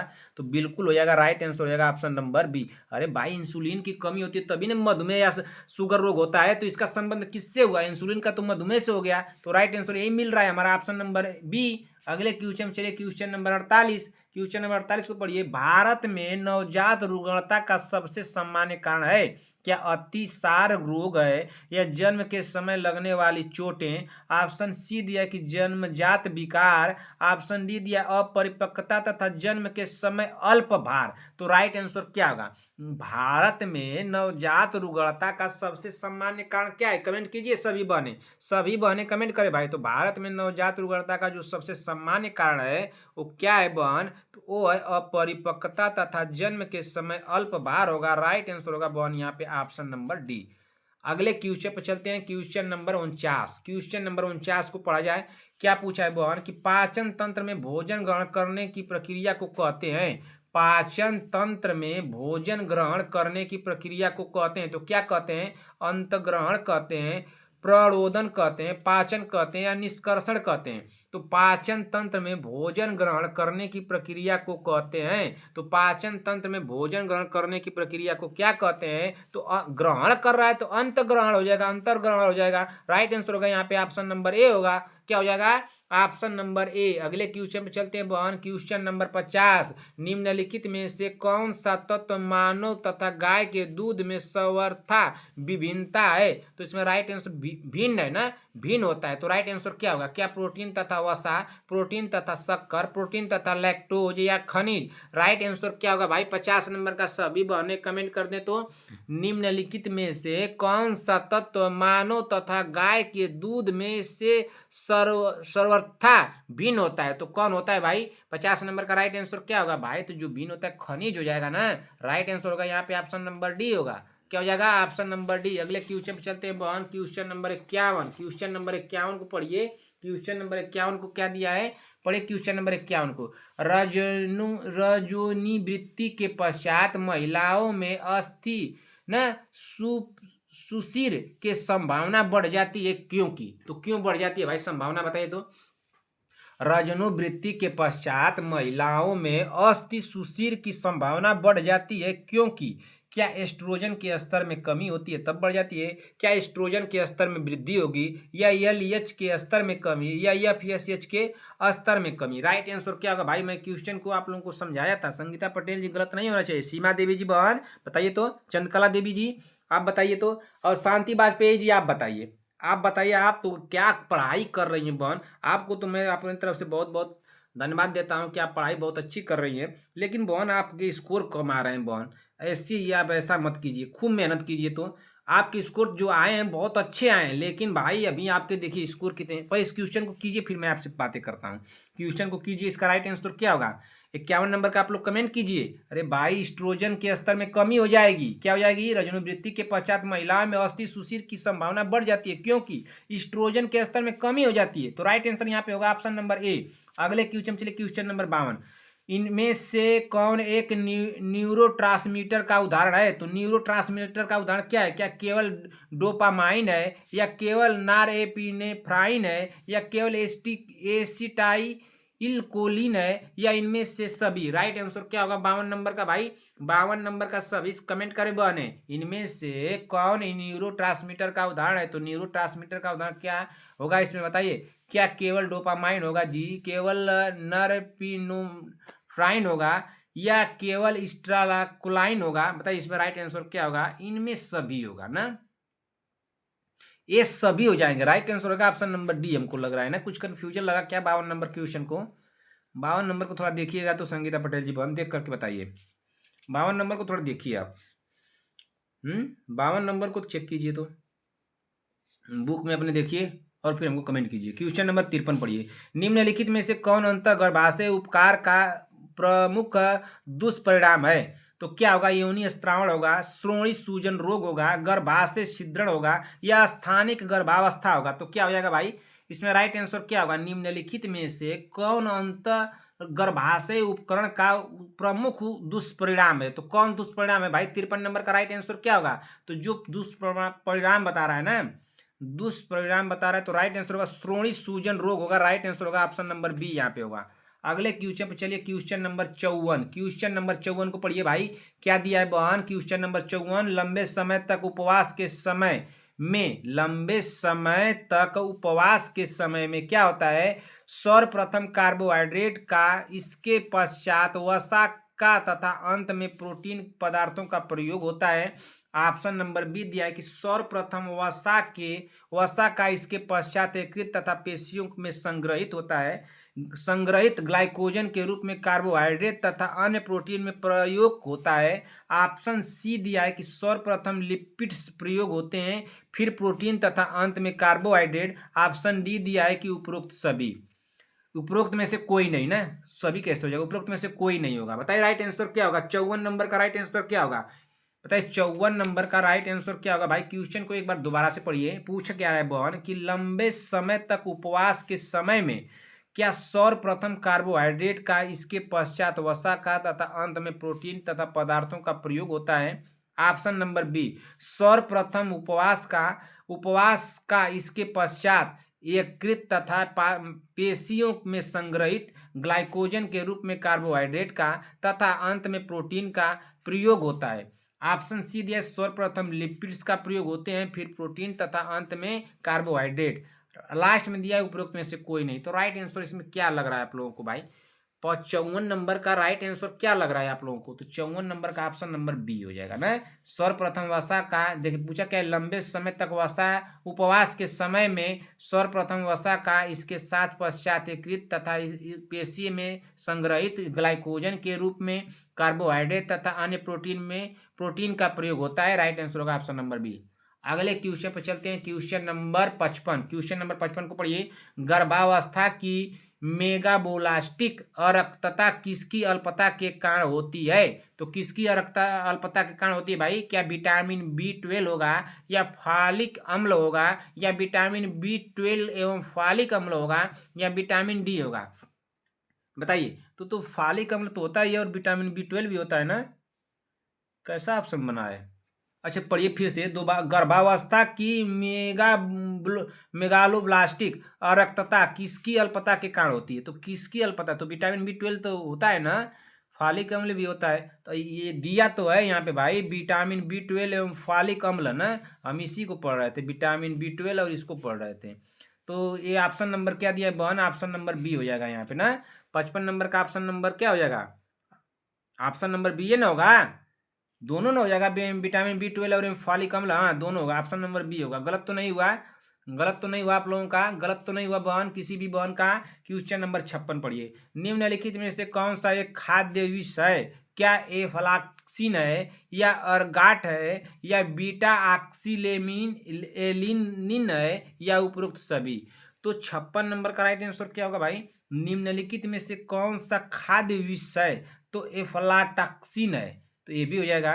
ये क्या दिया है? अर्गाट, ये भी हो जाएगा। बीटा ऑक्सीलेमिन एलिनिन, तो ये भी हो जाएगा। तो तीनों सही हो रहे, तो ऑप्शन नंबर डी यहाँ पे सही होगा। ऑप्शन नंबर डी सही होगा कि नहीं सही होगा? बिल्कुल सही होगा। चलिए अगले क्वेश्चन में चलते हैं बहन। क्वेश्चन नंबर 56 हम लोग कर लिए हैं। क्वेश्चन नंबर 56 हम लोग कर लिए हैं। अगले क्वेश्चन पे चलते हैं, क्वेश्चन नंबर 57 ना। क्वेश्चन नंबर 57 को पढ़ा जाए। क्वेश्चन नंबर 57 क्या दिया भाई?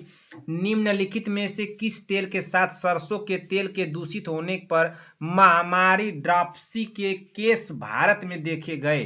क्या तिल का तेल, आर्जिमोन तेल, या मक्का का तेल, या नारियल तेल? तो कौन सा देखा गया था भाई? निम्नलिखित में से किस तेल के साथ सरसों के तेल के दूषित होने पर महामारी ड्रॉप्सी के केस भारत में देखे गए थे? तो किसके तेल के देखे गए थे भाई? बताइए जल्दी से। राइट आंसर क्या होगा 57 नंबर का? बताइए इसको। तो इसका हो जाएगा आर्जिमोन तेल हो जाएगा। राइट आंसर होगा ऑप्शन नंबर बी ना।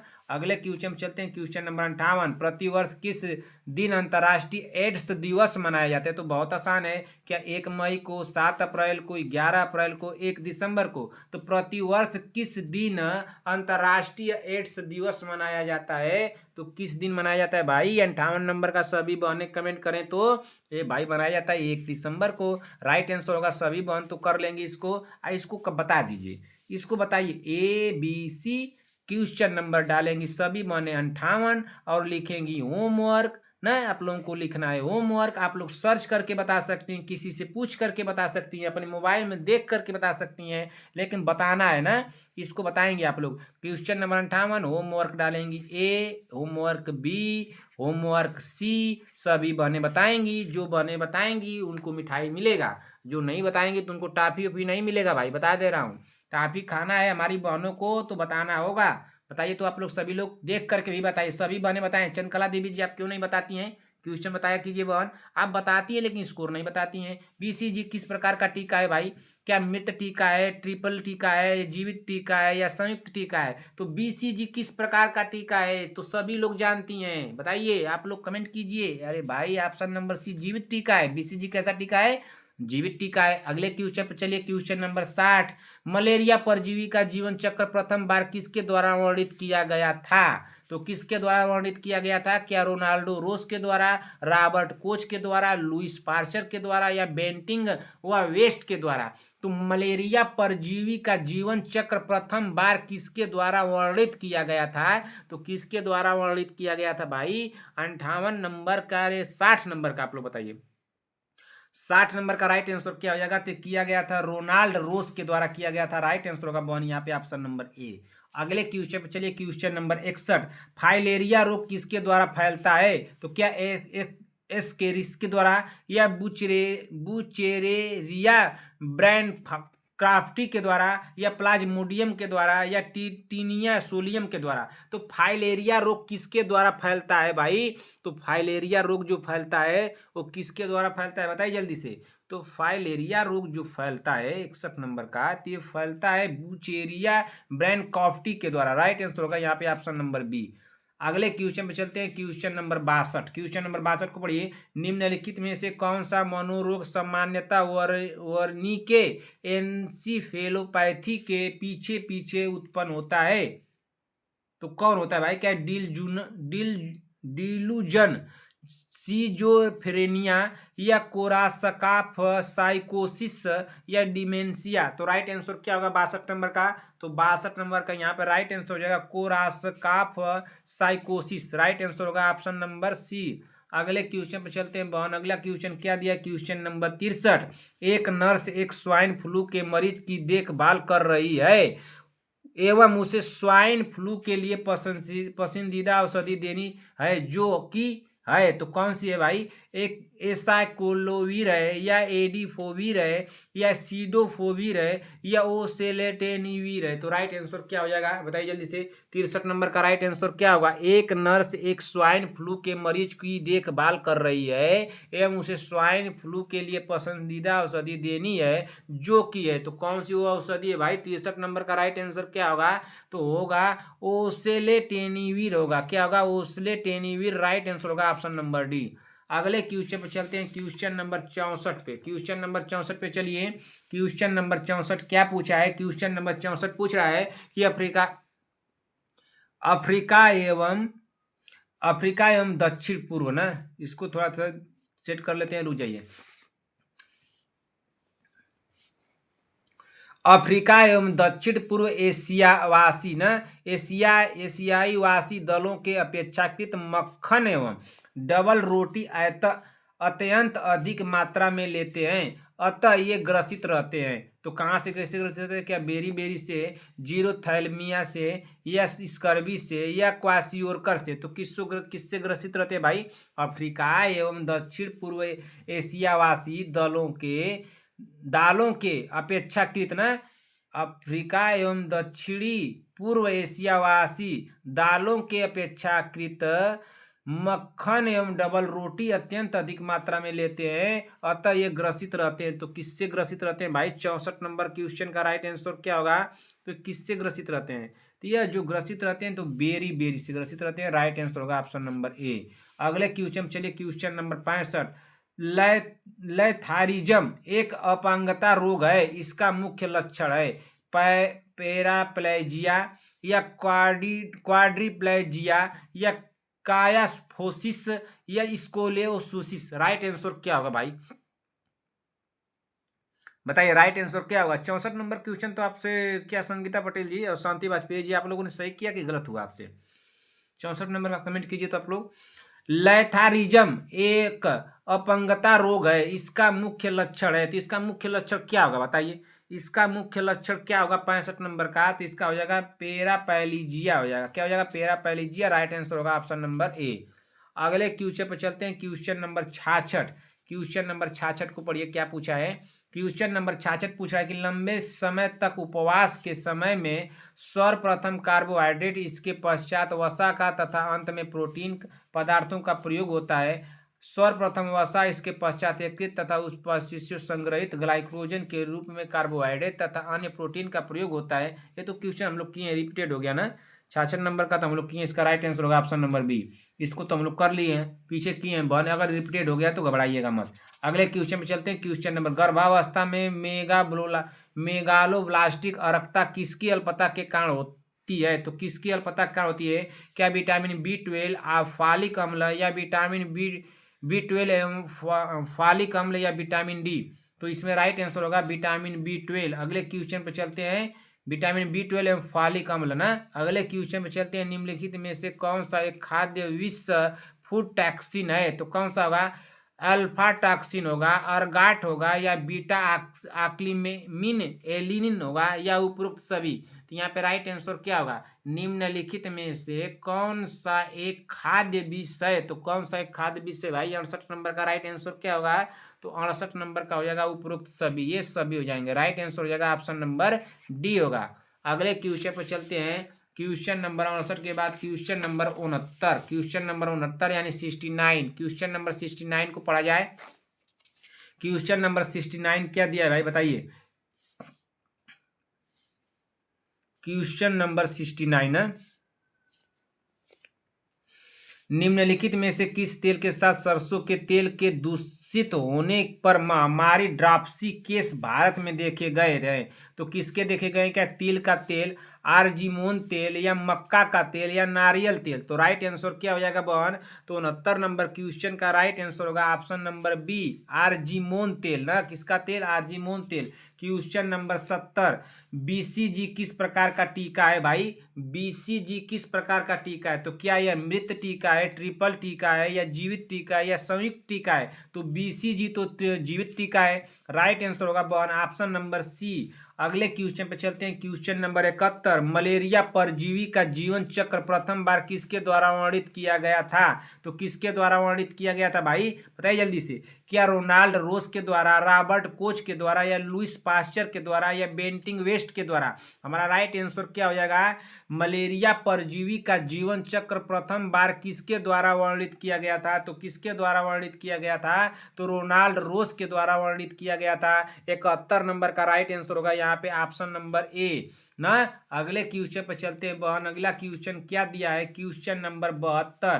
क्वेश्चन नंबर 72 को पढ़िए। फाइलेरिया रोग किसके द्वारा फैलता है? तो फाइलेरिया रोग जो फैलता है वो किसके द्वारा फैलता है? क्या एस्केरिस के द्वारा फैलता है या बुचेरिया बैनक्राफ्टी के द्वारा फैलता है या प्लाज्मोडियम के द्वारा फैलता है या टीनिया सोलियम के द्वारा फैलता है? तो किसके द्वारा फैलता है भाई? बताइए जल्दी से, ये किसके द्वारा फैलता है? तो ये फैलता है ब्यूचेरिया बैनक्राफ्टी के द्वारा फैलता है ना। राइट आंसर होगा 72 नंबर का ऑप्शन नंबर बी। तो क्वेश्चन रिपीटेड लग रहा है, 5 6 2 4 5 हो गया ना। क्वेश्चन नंबर 73 पे चलिए। निम्नलिखित में से कौन सा मनोरोग सामान्यता वर्निके न इंसिफेलोपैथी के पीछे पीछे उत्पन्न होता है? तो कौन है भाई? डिलूजन है या सीजोफ्रेनिया है या कोरासाकॉफ साइकोसिस है या डिमनेशिया है? तो राइट आंसर क्या होगा भाई? राइट आंसर क्या होगा? सभी बहने कमेंट कर दें कि राइट आंसर क्या हो जाएगा। बताइए जल्दी से। तो इसमें राइट आंसर हो जाएगा 73 नंबर का। हमको तो लग रहा है कि ऑप्शन नंबर यहाँ पे होगा सी हो जाएगा ना। क्या हो जाएगा ऑप्शन नंबर सी, क्रॉस साइकोसिस हो जाएगा। राइट आंसर होगा ऑप्शन नंबर सी। अगले क्वेश्चन पर चलिए, क्वेश्चन नंबर 74। एक नर्स एक स्वाइन फ्लू के मरीज की देखभाल कर रही है, वह उसे स्वाइन फ्लू के लिए पसंदीदा औषधि देनी है, जो कि है। तो क्या हो जाएगा इसमें राइट आंसर, एसाइक्लोविर, एडिफोविर, सीडोफोविर या ओसेलेटेनिविर। राइट आंसर क्या होगा भाई? 74 नंबर क्वेश्चन का सभी बहने कमेंट कर दें। 74 नंबर का राइट आंसर हो जाएगा बहन ऑप्शन नंबर क्या होगा? ऑप्शन नंबर बताइए आप लोग, 74 नंबर का क्या हो जाएगा? तो 74 नंबर का राइट आंसर हो जाएगा यहाँ पे ओसेलेटेनिविर होगा ना, टेनिविर होगा। राइट आंसर होगा ऑप्शन नंबर डी। अगले क्वेश्चन पर चलते हैं, क्वेश्चन नंबर 75। क्वेश्चन नंबर 75 को पढ़िए, क्या दिया है? अफ्रीका एवं दक्षिण पूर्व एशियावासी न दालों की अपेक्षाकृत मक्खन एवं डबल रोटी अत्यंत अधिक मात्रा में लेते हैं, अतः ये ग्रसित रहते हैं। तो किससे ग्रसित रहते हैं? क्या बेरी बेरी से, जीरोफैल्थैलेमिया से, या स्कर्वी से, या क्वाशियोरकर से? तो किससे ग्रसित रहते हैं भाई? तो ये जो ग्रसित रहते हैं, 75 नंबर का राइट आंसर क्या होगा बताइए? यह किससे ग्रसित रहते हैं? कमेंट करके बताइए तो आप लोग बताइए इसमें क्या राइट आंसर क्या होगा। पूछा क्या है क्वेश्चन? क्वेश्चन को ध्यान से पढ़िए थोड़ा। क्वेश्चन लग रहा है कि मुझसे मिस्टेक हुआ। अफ्रीका तथा दक्षिणी पूर्व एशिया वासी दालों के अपेक्षाकृत मक्खन एवं डबल रोटी अत्यंत अधिक मात्रा में लेते हैं ना, अत्यंत अधिक मात्रा में लेते हैं, अतः ये ग्रसित रहते हैं। तो ग्रसित क्या बेरी बेरी से होगा, या जीरोफैल्थैलेमिया हो जाएगा, या स्कर्वी से हो जाएगा, या क्वाशियोरकर से होगा? तो इसमें राइट आंसर क्या होगा बताइए? तो इसमें राइट आंसर क्या होगा भाई? तो जब ये कार्बोहाइड्रेट ले रहे थे ना, एक तरह से क्या हो जाएगा कि प्रोटीन कम ले रहे हैं, तो प्रोटीन की कमी से क्वाशियोरकर होता है ना। तो यहाँ पे देखिए राइट आंसर होगा बहन ऑप्शन नंबर डी हो जाएगा, क्वाशियोरकर होगा ना। इसको क्वाशियोरकर कीजिए, क्या होगा यहाँ पे? ऑप्शन नंबर डी होगा। और रुक जाइए, मुझसे मिस्टेक हुआ। देखिए बहन क्वेश्चन तो पूछ रहा है, जो मैं ध्यान नहीं दे पाया, डबल रोटी जब ले रहे हैं, अत्यधिक मात्रा में लेते हैं, तो इसका मतलब ये हुआ कि प्रोटीन कम ले रहे हैं, तो इससे कमी हो जाएगी। तो प्रोटीन वोटीन कमी जब हो जाएगी, तो इसका मतलब क्वाशियोरकर रोग न हो जाएगा। और पीछे मैं आप लोगों को बता दिया हूँ, रुक जाइए, मैं इसके लिए सॉरी बोलता हूँ आप लोगों को। पीछे आप लोगों को जो अभी मैं देखा, तो ध्यान से तो क्या देखिए, यहाँ पे क्या बता दिया हूँ, ए बता दिया हूँ ना। इसको गलत काटिए, ये गलत हो जाएगा। यहाँ पे क्या करना है बन, यहाँ पे इसको क्वाशियोरकर कीजिए ना। इसको क्या कीजिए? क्वाशियोरकर कीजिए। इसको भी क्वाशियोरकर कीजिए, ठीक ना। गलत हो गया बन, इसके लिए मैं आप लोगों से सॉरी बोलता हूँ। क्वेश्चन में पकड़ नहीं पाया। क्वेश्चन क्या पूछा है कि अफ्रीका एवं दक्षिण पूर्व एशियावासी दलों के अपेक्षाकृत मक्खन एवं डबल रोटी अत्यंत अधिक मात्रा में लेते हैं, अतः ये ग्रसित रहते हैं। तो जब ये अत्यंत अधिक मात्रा में डबल रोटी लेते हैं, जैसे कि डबल रोटी लेते हैं, तो इसका मतलब हो गया प्रोटीन कम लेने से कम ले रहे हैं, यानी कि प्रोटीन जब कम लेंगे तो क्या हो जाएगा बताइए? कार्बोहाइड्रेट जैसे कि डबल रोटी चावल अधिक मात्रा में प्रोटीन कम लेने से प्रोटीन की कमी हो जाएगी, तो जिससे क्या हो जाएगा? क्वाशियोरकर रोग हो जाएगा ना। तो यहाँ पे राइट आंसर होगा बहन ऑप्शन नंबर यहाँ पे डी होगा ना। यहाँ पे क्या होगा? Option number D. इसको कर लीजिए, इसको ए वाले को काट दीजिए। मैं ए लगाया था बहन, इसके लिए मैं आप लोगों से सॉरी बोलता हूँ। मुझसे अभी मैं क्वेश्चन दोबारा रिपीटेड हो गया था पीछे, तो मैंने देखा, तो मुझसे समझ में आया कि नहीं गलत हुआ है पीछे ना। उसको सही कर लीजिएगा ना। संगीता पटेल जी बहन, जो भी हमारी बहनें हैं, सभी बहनों को मैं कह रहा हूँ बहन कि इसका क्वाशियोरकर होगा, ठीक ना। एकदम क्लियर मैं बता रहा हूँ कि इसका क्वाशियोरकर होगा ना। 75 नंबर का क्वाशियोरकर होगा। अफ्रीका एवं दक्षिणी पूर्व एशियावासी दलों के अपेक्षाकृत मक्खन एवं डबल रोटी अत्यंत अधिक मात्रा में लेते हैं, तो अतः ये ग्रसित रहते हैं। तो ये किससे ग्रसित रहेंगे? क्वाशियोरकर से रहेंगे। यहाँ पे राइट आंसर होगा बहन ऑप्शन नंबर डी। और पीछे भी मैं बता दिया था बहन, पीछे यहाँ पे बताया दिया था आप लोगों को कि क्या बता दिया था, यहाँ पे बेरी बेरी बता दिया था, लेकिन ये गलत है ना। बता करके मैं वो चल दिया आगे, क्या बताएं, मुझसे मिस्टेक हो गया बहन ना, इससे मिस्टेक हो गया। अब इसके लिए अब क्या कहूँ आप लोगों से, सॉरी बोलूँगा, गलत हो गया। चलिए, अरे भाई होता है मिस्टेक, आप ऐसा मत आप लोग सोचिएगा कि नहीं सर ने गलत कर दिया, ये कर दिया।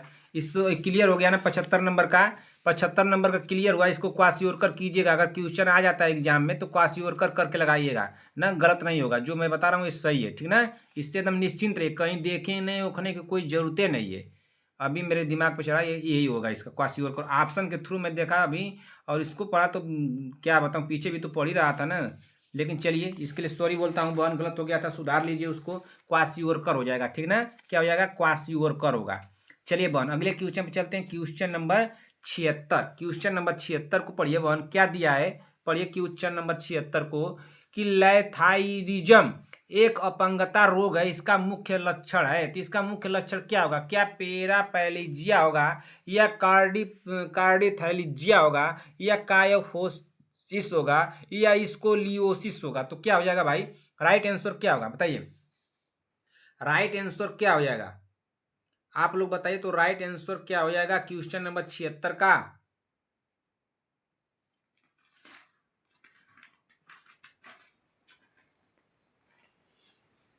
बताइए, सभी बहने बताएं भाई, क्वेश्चन नंबर 76 का राइट आंसर क्या होगा?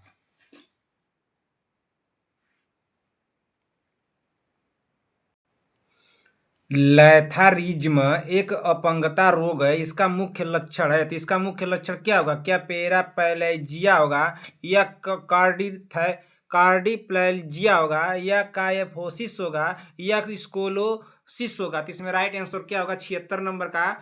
सभी बहने कमेंट करें कि 76 नंबर क्वेश्चन का राइट आंसर क्या होगा बहन? तो 76 नंबर का राइट आंसर हो जाएगा ऑप्शन नंबर क्या होगा? ऑप्शन नंबर ए होगा ना। क्या हो जाएगा? ऑप्शन नंबर ए, पैराप्लेजिया हो जाएगा। क्या हो जाएगा? पैराप्लेजिया हो जाएगा। राइट आंसर होगा option number A. Question number 77, vitamin D की कमी से कौन सा रोग होता है? तो विटामिन डी की कमी से कौन सा रोग होता है भाई? 77 नंबर का राइट आंसर क्या होगा? तो विटामिन डी की कमी से क्या रात्रि अंधता होगा, या बेरी बेरी होगा, या सूखा रोग होगा, या रक्त अल्पता होगा? बताइए, रक्त अल्पता होगा। तो कौन सा रोग होता है विटामिन डी की कमी से? तो विटामिन डी की कमी से जो रोग होता है वो कौन सा होता है? तो सूखा रोग होता है ना। कौन सा रोग होता है? सूखा रोग होता है। राइट आंसर होगा बहन ऑप्शन नंबर सी। अगले क्वेश्चन पे चलिए। क्वेश्चन नंबर 78, मानव शरीर का प्रमुख संतुलन अंग कहाँ अवस्थित है? मानव शरीर का प्रमुख संतुलन अंग कहाँ अवस्थित है? तो कहाँ अवस्थित है? कान का आंतरिक भाग में, कान का मध्य भाग, या मस्तिष्क का अग्र भाग, या कशेरुक दंड का ऊपरी भाग? राइट आंसर क्या होगा भाई बताइए? राइट आंसर क्या होगा? राइट आंसर जल्दी से आप लोग कमेंट कर दीजिए। मानव शरीर का प्रमुख संतुलन अंग कहाँ अवस्थित होता है? तो कहाँ अवस्थित होता है भाई? 78 नंबर क्वेश्चन का राइट आंसर क्या होगा? तो कान का आंतरिक भाग हो जाएगा। राइट आंसर होगा बहन 78 नंबर का ऑप्शन नंबर ए होगा। क्या होगा? Option number A. अगले क्वेश्चन पर चलिए। Question number 79। क्वेश्चन नंबर 79 को पढ़िए। इंसुलिन इंजेक्शन का उपयुक्त आकार होता है। तो इंसुलिन इंजेक्शन का उपयुक्त आकार क्या होता है? क्या 18G12 प्रति 2 लौंग होता है, या 22G प्रति 22 गेज? मतलब ये हो जाएगा ना, उपयुक्त इंजेक्शन का उपयुक्त आकार होता है ना। तो इसका जी का मतलब गेज हो गया, तो आप लोग जानी गई। 22G1 लॉन्ग होता है, या 22G11/2 लॉन्ग होता है, या 22G5/8 लॉन्ग होता है? राइट आंसर क्या होगा भाई? ये तो संगीता पटेल जी आप कर लेंगे। बताइए, इंसुलिन इंजेक्शन का उपयुक्त आकार होता है। तो इंसुलिन इंजेक्शन का जो उपयुक्त आकार होता है 79 नंबर क्वेश्चन का राइट आंसर क्या हो जाएगा? तो इसमें हो जाएगा 79 नंबर का क्या हो जाएगा? तो 25G होगा ना, 25 गेज का हो जाएगा ना, 5/8 लॉन्ग होगा। राइट आंसर होगा ऑप्शन नंबर डी। अगले क्वेश्चन पे चलिए। Question number 80। क्वेश्चन नंबर 80 को पढ़िए। बुखार, सिर दर्द तथा गर्दन की अकड़न का प्रारंभिक लक्षण है। बुखार, सिर दर्द तथा गर्दन की अकड़न का प्रारंभिक लक्षण है। तो पार्किंसन है रोग है, या एल्जाइमर रोग होगा, या मस्तिष्क का फोड़ा, या मस्तिष्क का आवरण शोथ होगा? राइट आंसर क्या होगा? सभी बहने कमेंट करें। सभी बहने कमेंट कर दें कि इसका राइट आंसर क्या होगा भाई? बुखार, सिर दर्द तथा गर्दन का प्रारंभिक लक्षण क्या है? तो प्रारंभिक लक्षण है, तो प्रारंभिक लक्षण क्या होगा? 80 नंबर क्वेश्चन का राइट आंसर क्या होगा? तो 80 नंबर का राइट आंसर होगा मस्तिष्क का आवरण शोथ होगा। क्या होगा? मस्तिष्क का आवरण शोध। राइट आंसर होगा ऑप्शन नंबर डी होगा बहन। क्या हो जाएगा? 80 नंबर का राइट आंसर होगा ऑप्शन नंबर डी। अगले क्वेश्चन पे चलते हैं। क्वेश्चन नंबर 81, नाखूनों के चारों ओर के ऊतकों में सूजन को कहते हैं। नाखूनों के चारों ओर के ऊतकों में सूजन को कहते हैं। क्या कोइलोनाइसिया कहते हैं, या क्लाबिंग कहते हैं, या पायरोनाइसिया कहते हैं, या ओनिकोलाइसिस कहते हैं? तो क्या कहते हैं भाई? नाखूनों के चारों ओर के ऊतकों के सूजन को कहते हैं। तो चारों ओर के ऊतकों के सूजन को क्या कहते हैं? तो 81 नंबर का राइट आंसर क्या होगा बताइए आप लोग। तो 81 नंबर का राइट आंसर हो जाएगा ऑप्शन नंबर सी, पायरोनाइसिया कहते हैं। क्या कहते हैं? पायरोनाइसिया ना। राइट आंसर हो जाएगा ऑप्शन नंबर सी होगा। अगले क्वेश्चन पे चलते हैं बहन। क्वेश्चन नंबर 82, क्वेश्चन नंबर 82 को पढ़िए। क्या दिया है कि रोध गलन में ईसीजी परिवर्तन अंतर होता है।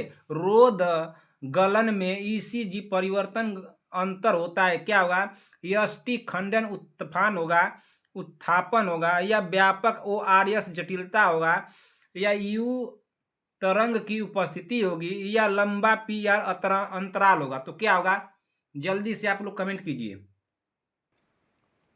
क्वेश्चन क्या दिया है बहन? क्वेश्चन को दोबारा से पढ़िए। रोध गलन में ईसीजी परिवर्तन होता है। तो कैसे होता है भाई बताइए जल्दी से। 82 नंबर क्वेश्चन का राइट आंसर क्या होगा? सभी बहनें कमेंट कर दें 82 नंबर क्वेश्चन का। तो यष्टि खंड उत्थापन होगा। क्या होगा? यष्टि खंड उत्थापन। राइट आंसर होगा ऑप्शन नंबर ए। अगले क्वेश्चन पर चलते हैं। 82 के बाद 83 नंबर क्वेश्चन पर चलते हैं भाई। 83 नंबर क्वेश्चन क्या दिया है? 83 नंबर क्वेश्चन को पढ़िए कि सामान्य औसत फुफ्फुस धमनी दाब होता है। सामान्य औसत फुफ्फुस धमनी दाब होता है। तो कितना होता है? 10 से 15 mmHg, 15 से 20 mmHg, या 20 से 25 mmHg, या 25 से 30 mmHg। तो सामान्य औसत फुफ्फुस धमनी दाब होता है। तो सामान्य औसत फुफ्फुस धमनी दाब कितना होता है भाई? तो 83 नंबर का राइट आंसर क्या हो जाएगा? तो 83 नंबर क्वेश्चन का राइट आंसर होगा 15 से 20 mmHg होगा। राइट आंसर होगा वन ऑप्शन नंबर बी। अगले क्वेश्चन पर चलते हैं। क्वेश्चन नंबर 84, निम्नलिखित में से किस व्याधि को डायलिसिस से ठीक नहीं किया जा सकता है? तो किसको नहीं ठीक किया जा सकता है भाई? डायलिसिस से किसको ठीक नहीं किया जा सकता है? क्या हाइपरनेट्रीमिया को, या हाइपर कैलेमिया को, या उच्च के क्रिएटिनिन को, या अल्प को? तो किसको ठीक नहीं किया जा सकता है भाई बताइए जल्दी से। किस व्याधि को डायलिसिस से ठीक नहीं किया जा सकता है? तो 84 नंबर का राइट आंसर क्या हो जाएगा? तो 84 नंबर का राइट आंसर हो जाएगा ऑप्शन नंबर डी, अल्प हो जाएगा। क्या हो जाएगा यहाँ पे? अल्प होगा। अगले क्वेश्चन पे चलते हैं। क्वेश्चन नंबर 85, क्वेश्चन नंबर 85 को पढ़िए। क्वेश्चन नंबर 85 दिया है कि इंट्रापार्टम भ्रूण की निगरानी के विभिन्न तरीकों में सभी शामिल हैं सिवाय शब्द को ध्यान दीजिएगा। क्या भ्रूण की खोपड़ी उत्तेजना परीक्षण, या भ्रूण पल्स ऑक्सीमेट्री, भ्रूण के रक्त का नमूना, वेक्सटन हिक्स कॉन्ट्रैक्शन? राइट आंसर क्या होगा भाई? इंट्रापार्टम भ्रूण की निगरानी के विभिन्न तरीकों में सभी शामिल हैं सिवाय। तो कौन सभी शामिल है भाई बताइए जल्दी से। 85 नंबर क्वेश्चन का राइट आंसर क्या होगा? तो 85 नंबर क्वेश्चन का राइट आंसर हो जाएगा, देखिए इसमें तो भ्रूण की खोपड़ी उत्तेजना परीक्षण ये भी शामिल है, भ्रूण पल्स ऑक्सीमेट्री ये भी शामिल है, भ्रूण के रक्त का नमूना ये भी शामिल है, लेकिन ब्रेक्सटन हिक्स कॉन्ट्रैक्शन दे दिया है ना, तो ये नहीं शामिल है। राइट आंसर हो जाएगा ऑप्शन नंबर डी, ये नहीं शामिल है। अगले क्वेश्चन पे चलिए। क्वेश्चन नंबर 86, अपगार स्कोरिंग के प्राथमिक महत्वपूर्ण अवलोकन क्या है? तो क्या हृदय गति, श्वसन दर, मेकोनियम की उपस्थिति, या मेरो रिफ्लेक्स का मूल्यांकन? तो अपगार स्कोरिंग के प्राथमिक महत्वपूर्ण अवलोकन क्या है? तो अपगार स्कोरिंग के प्राथमिक महत्वपूर्ण अवलोकन जो होगा वो क्या हो जाएगा भाई? 86 नंबर का बताइए जल्दी से।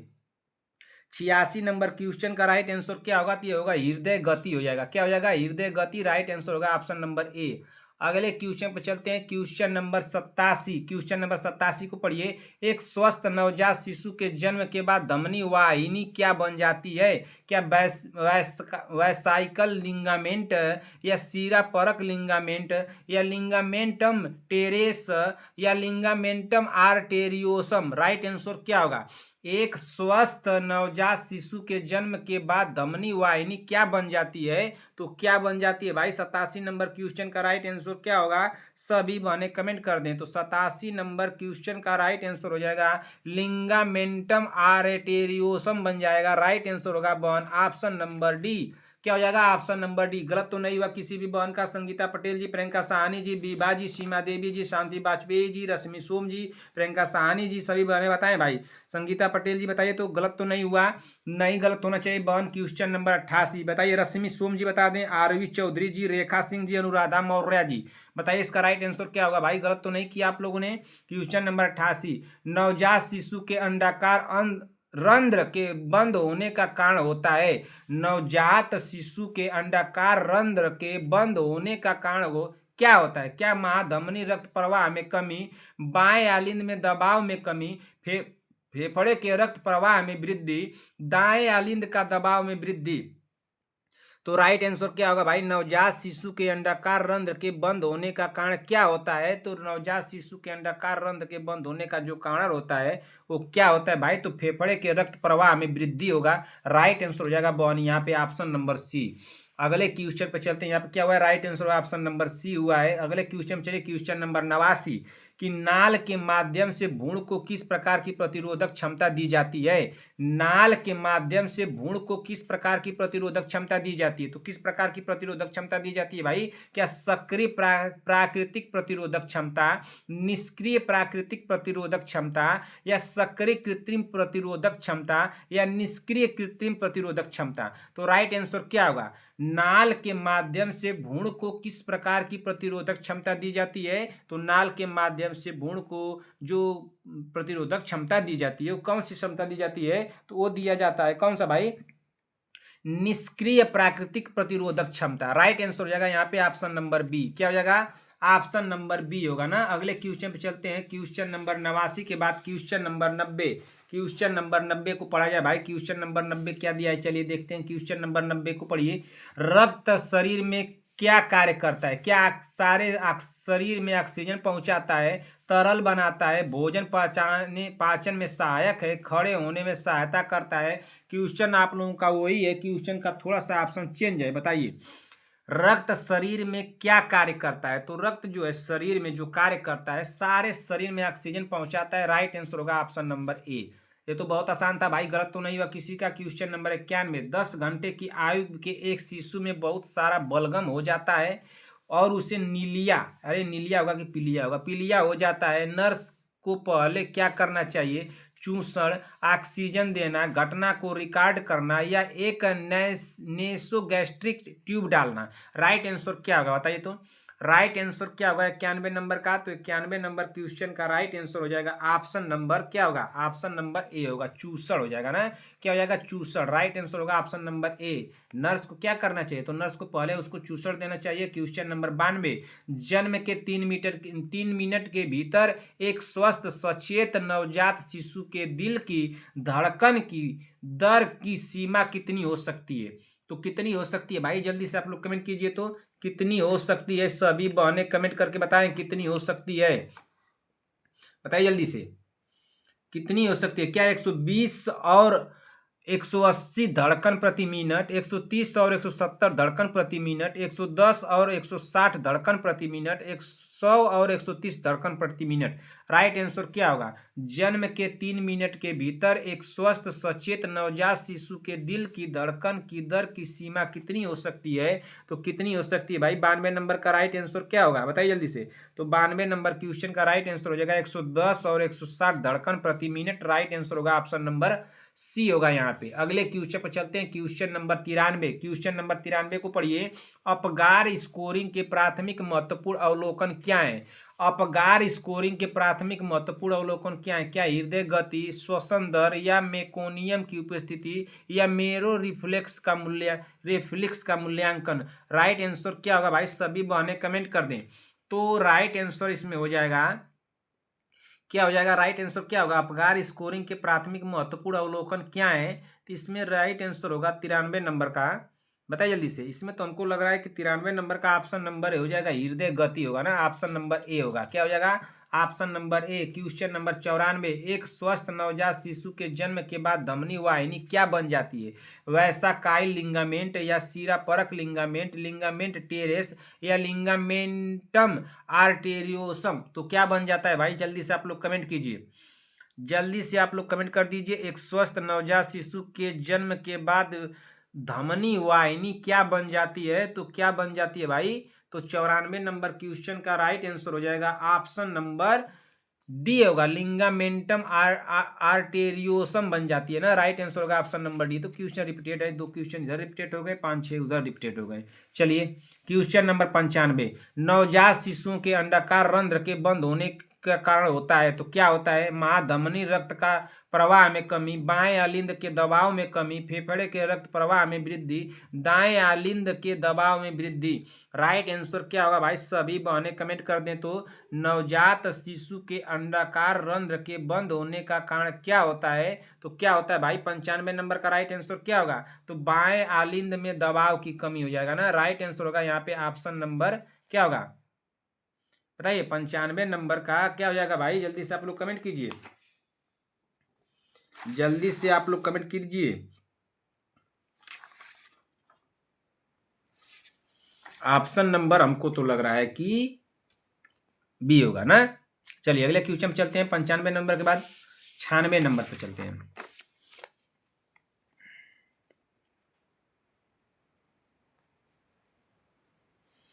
चलिए 5 क्वेश्चन इधर रिपीटेड हो गए, 5 क्वेश्चन उधर, 10 क्वेश्चन रिपीटेड हो गए।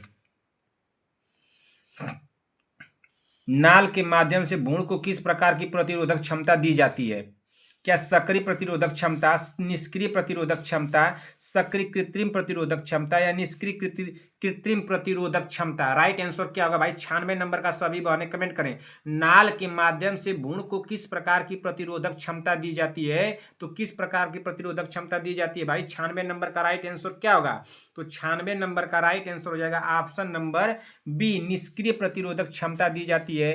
राइट आंसर होगा यहाँ पे बहन ऑप्शन नंबर बी। अगले क्वेश्चन चलिए, क्वेश्चन नंबर 97, रक्त शरीर में कार्य करता है तो क्या सारे शरीर में ऑक्सीजन पहुंचाता है, तरल बनाता है, भोजन पाचन में सहायक है या खड़े होने में सहायता करता है? तो राइट आंसर क्या होगा यहाँ पे? रक्त शरीर में कार्य करता है। तो रक्त शरीर में कार्य क्या करता है? सारे शरीर में ऑक्सीजन पहुंचाता है ना। क्या करता है? सारे शरीर में ऑक्सीजन पहुंचाता है। 97 नंबर का राइट आंसर होगा बहन ऑप्शन नंबर ए हो जाएगा। क्या हो जाएगा? Option number A. अगले क्वेश्चन पे चलते हैं। क्वेश्चन नंबर 98, मानव रक्त का पीएच होता है तो कितना होता है भाई? तो बहुत आसान क्वेश्चन है, बताइए। संगीता पटेल जी, प्रियंका साहनी जी, बीबा जी, सीमा देवी जी, शांति वाजपेयी जी, पुष्पा आचार्य, नेहा तिवारी, नीतू कुमारी, बीबा जी बता दें, रश्मि सोम जी, रूपा विश्वकर्मा, प्रीति कुमारी, आरवी चौधरी जी, रेखा सिंह जी, अनुराधा मौर्य जी, नीरज देवी, श्रेया चौधरी, सूर्यांश मिश्रा, राहुल कुमार माठो और कौन है हमारी बहन भाई? सीमा देवी जी हैं, संगीता पटेल जी हैं। सभी बहनें बताएं। ये तो बहुत आसान क्वेश्चन है भाई। मानव रक्त का पीएच मान कितना होता है? तो 98 नंबर का राइट आंसर क्या होगा? सी हो जाएगा। 7.4 है ना। कितना है? 7.4 मानव रक्त का पीएच मान होता है ना। एरोबिक श्वसन दर क्या किया जाता है ना? एरोबिक श्वसन दर किया जाता है क्या? ग्लाइकोसोम द्वारा या राइबोसोम या लाइसोसोम या माइटोकांड्रिया? राइट आंसर क्या होगा? सभी बहनें कमेंट करें। एरोबिक श्वसन द्वारा किया जाता है। तो एरोबिक श्वसन किसके द्वारा किया जाता है भाई? एरोबिक जो है, एरोबिक श्वसन खाली स्थान द्वारा किया जाता है। तो किसके द्वारा किया जाता है? 99 नंबर का राइट आंसर क्या होगा? तो माइटोकांड्रिया द्वारा हो जाएगा। राइट आंसर होगा यहाँ पे ऑप्शन नंबर डी। क्या हो जाएगा? Option number D. देखिए भाई, सभी बहनें खूब ध्यान से पढ़ें। आप लोग खूब मेहनत कर रही हैं बहन, ऐसे मेहनत आप लोग प्रोग्रेस पे है ना। जैसे सीमा देवी जी बहन, सीमा देवी जी बहन, आप कितना पीछे थी, कितना पीछे थी बताइए? आप 90 नंबर पे आ गई हैं ना। 90 नंबर पर आप ही आ गई हैं। शांति वाजपेयी जी बहन, आपको बहुत मेहनत करना है बहन, आप ऐसे काम नहीं चलेगा बहन ना। सारे बहनों को मैं कह रहा हूँ भाई, शांति वाजपेयी जी बहन अपने स्कोर को बढ़ाइए। 10 नंबर की आपको जरूरत है भाई, 90 नंबर लेकर आइए किसी तरह से। ऐसे काम नहीं चलेगा 82-87 नंबर से। 90 नंबर लेकर आइए, 2-3 नंबर और जोड़ना है आपको। अब इतना मेहनत कर रही हैं तो आपकी मेहनत और हमारी मेहनत रंग लाएगी एक दिन ना। खूब आप लोग मेहनत कर रहे हैं। पहले क्या थी हम लोगों की स्थिति, अब हम लोग कहाँ पहुँच गए हैं। अब तो हम लोग का जैसे पहले तो 10-20 नंबर सही होता था, 50-60 नंबर सही होता था, लेकिन अब तो 90 तक पहुँच रहे हैं ना। 10 नंबर बस और हम लोग को ऐड करना है, एकदम 90 प्लस लेकर चल देना है, ठीक ना। और कौन है भाई? संगीता पटेल जी। संगीता पटेल जी बहन, क्या बात है आपकी तो तैयारी को देखते हुए बहन मैं आपको खुद सैल्यूट कर रहा हूँ बहन। आप जैसी बहन अगर हो तो मैं अपने तरफ से सैल्यूट कर रहा हूँ बहन। आपकी तैयारी को, आपकी मेहनत को देख करके, आपकी मेहनत जरूर रंग लाएगी बहन। इतनी मेहनत आप कर रही हैं, आपके साथ हम भी कुछ कर रहे हैं, थोड़ा बहुत हम भी मेहनत कर रहे हैं, तो हमारी थोड़ी सी मेहनत, आपकी ज़्यादा मेहनत, दोनों लोगों की मेहनत अगर मिल जाएगी बहन तो हम लोग जरूर इस एग्जाम को क्रैक कर देंगे। और एग्जाम को क्रैक करेंगे जिस दिन, उस दिन देखिएगा कि हम लोग की मेहनत रंग लाई है कि नहीं लाई है ना। खूब मेहनत कीजिए, अब अपने आप को पूरा जोक दीजिए। अभी तो आपको देखा हूँ संगीता पटेल जी बहन, संगीता पटेल जी बहन, अभी आपको देखा हूँ कि आपकी मोबाइल में दिक्कत हो गई है। मोबाइल में दिक्कत हो गई है ना, तो मोबाइल भाई दिक्कत हो गई तो मोबाइल देखिए अपने घर से किसी की ले लीजिए, अपने पिताजी की ले लीजिए, अपने पापा की ले लीजिए, और अपने या तो अपने हस्बैंड की ले लीजिए, और जो कोई भी हो, कोई देने वाला हो तो ले लीजिए। बहुत ज़्यादा आपको प्रॉब्लम हो रही है बहन, मोबाइल की बहुत ज़्यादा प्रॉब्लम है कि नहीं कोई देने वाला नहीं है, तो 10-15 दिन की बात है, मोबाइल नहीं मिल रहा है तो कहिए तो हम आपको मोबाइल दें। लेकिन बहन किसी भी तरह से आपको इतने मेहनत करना है कि हम लोग एग्जाम को निकाल लेना है ना। अगर मोबाइल की दिक्कत हो रही तो मैं अपनी मोबाइल आपको देने के लिए तैयार हूँ, लेकिन आप बहन किसी तरह से मेहनत कीजिए। मोबाइल की वजह से आप ऐसा ना हो कि आप क्लास को छोड़िए। और सभी बहनें भाई टाइमली क्लास में आया कीजिए, पढ़िए। थोड़ा बहुत बहन अगर हमारे यहाँ लाइट वाइट नहीं आती है, दिक्कत हो जा रही है, तो 10-5 मिनट 15 मिनट आप लोग वेट कर लिया करिए, तो क्लास मैं दूंगा, इससे निश्चिंत रहिएगा ना। तो क्लास आप लोग कीजिए, सुबह शाम 200 क्वेश्चन हम लोग तैयार कर रहे हैं, बहुत क्वेश्चन तैयार हो जाएगा ना। पीछे की क्लास से रिवीजन करते रहिए। बहुत सारी हमारी बहनें, सीमा देवी जी खूब मेहनत कीजिए, चंद्रकला देवी जी आप बहन बहुत अच्छी हैं पढ़ने में, पीछे मत हटिए ना। रश्मि सोम जी आप भी बहुत अच्छी हैं पढ़ने में। आरवी चौधरी जी अभी हमारे साथ जुड़ी हैं भाई, अनुराधा मौर्य जी हमारे साथ जुड़ी हैं, तो आप लोग बहन खूब मेहनत कीजिए। बीबा जी बहन की भाई आपकी तैयारी देख करके तो क्या बात है, गजब आपने तुमको खुश कर दिया। आपकी तैयारी को देख करके बहन इतना आप मेहनत कर रही हैं, आपकी मेहनत जरूर रंग लगाएगी। एक दिन न एक दिन आपकी मेहनत जरूर रंग लाएगी बहन। खूब मेहनत कीजिए, जितना हो सके उतना जी जान लगा दीजिए, रात दिन एक कर दीजिए, खून पसीना एक कर दीजिए, नींद दूध खाना पीना सब भूल जाइए, लेकिन पढ़ना मत भूलिएगा बहन। खूब मेहनत कीजिए, मैं आपके साथ थोड़ा बहुत, हम भी तो मेहनत कर रहे हैं ना, तो हम दोनों लोगों की मेहनत मिल करके एक दिन रंग लाएगी। जब आपको नौकरी मिलेगी उस दिन देखिएगा क्या मेहनत रंग लाती है कि नहीं लाती है। तो खूब आप लोग मेहनत कीजिए, ठीक है ना। चलिए इसी बात पर मैं आप लोगों को एक गीत सुनाऊंगा आज। चलिए तो भाई आज आप लोगों को एक गीत सुना दूं, लग रहा है कि आप लोगों को सुना देना चाहिए, थोड़ा बहुत हमारी बहनें इतने दिनों से मेहनत कर रही है भाई उन लोगों के लिए। चलिए पहले क्वेश्चन को पढ़ लेते हैं, फिर मैं आप लोगों को एक प्यारा सा एक छोटा सा गीत सुनाऊंगा, सुनिएगा। फिर उसके बाद अगर अच्छा लगेगा तो ठीक है, नहीं तो आप लोगों को जाना होगा, टाइम नहीं होगा तो चले जाइएगा। एरोबिक श्वसन द्वारा किया जाता है, तो किसके द्वारा किया जाता है? माइटोकांड्रिया द्वारा किया जाता है। राइट आंसर क्या होगा बहन? ऑप्शन नंबर डी होगा, ठीक ना। क्या हो जाएगा? Option number D. Question number 100 यानी कि 100, क्वेश्चन नंबर 100 को पढ़िए। इनमें से कौन सा एक कार्य यकृत का है? तो इनमें से कौन सा एक कार्य जो यकृत का है? क्या कार्बोहाइड्रेट का एलिमिनेशन है, या पित्त रस को गाढ़ा करना, या प्लाज्मा प्रोटीन का सिंथेसिस, या कोलिसिस्टोकाइनिन का स्रावण करना? तो राइट आंसर क्या होगा? जल्दी से आप लोग बता दीजिए, इनमें से कौन सा एक कार्य यकृत का है? तो इनमें से कौन सा एक कार्य है जो यकृत का है भाई? तो वो है प्लाज्मा प्रोटीन का सिंथेसिस। क्या है? प्लाज्मा प्रोटीन का सिंथेसिस। राइट आंसर होगा बहन यहाँ पे ऑप्शन नंबर सी। क्या हो जाएगा? ऑप्शन नंबर सी हमारा राइट आंसर होगा, ठीक ना। चलिए देखिए बहन, इसमें तो हम लोग 100 क्वेश्चन किए हैं, लेकिन 100 क्वेश्चन में हमको लग रहा है कि 10-12 क्वेश्चन हम लोग के रिपीटेड हो गए हैं, लेकिन इससे घबराइएगा मत, रिपीटेड हो गए तो हम लोग का रिवीजन भी हो गया ना, इससे घबराना नहीं है। शांति वाजपेयी जी, संगीता पटेल जी, आप लोग सभी लोग बहने हमारी समझदार हैं भाई। आप लोग ऐसा मत सोचिएगा कि सर जान से करवा कर। बहन देखिए मैं नहीं टाइप कर रहा हूँ ना, मैं लिख करके मेहनत करके दे रहा हूँ। उतना क्वेश्चन समझिए कि जब ये रिवीजन हो जा रहा है आपका, डबल तरह से आ जाता है, दोबारा आ जा रहा है, वो समझिए कि आप लोगों का उतना क्वेश्चन कम हो गया ना। लेकिन इससे घबराना नहीं है, रिवीजन हो रहा है, मैं उसको एडजस्ट कर दूंगा, इससे निश्चिंत रहे हमारी सारी बहनें। चलिए बहन, अभी आप लोगों को क्या कहना था? अभी आप लोगों को गीत सुनाने के लिए बोला था, गीत सुना दूं? क्या क्या गीत सुना दूं भाई? अरे हमारी बहनों को गीत सुनाना चाहिए भाई, इतनी हमारी बहनें मेहनत कर रही हैं। हमारी जिस दिन किसी बहन ने भाई अगर 100 में 100 नंबर का क्वेश्चन कर दिया, अगर किसी ने किसी बहन ने अगर 100 में 100 नंबर क्वेश्चन कर दिया कि सर हमारे 100 में 100 सही है, ईमानदारी पूर्वक, कैसे ईमानदारी ना, ईमानदारी पूर्वक अगर आप लोगों ने कर दिया 100 में 100 बता दिया, उस दिन तो भाई समझिए कि मैं तो इतना खुश हो जाऊंगा। उसी दिन मैं तो भाई ला करके खूब डीजे जो बूफर उफर ला कर खूब गाना वाना बजाऊंगा, खूब डांस वांस करूंगा खूब। हम तो खुशी की मारे कि हमारी बहनों को नौकरी एकदम मिल गई। तो जिस दिन जिसने 100 में 100 100 में 100 कर दिया, कमेंट आया कि सर हमारे 100 में 100 सही है, आप भाई अपने तरफ तैयारी कीजिए, नौकरी आपको रखी है।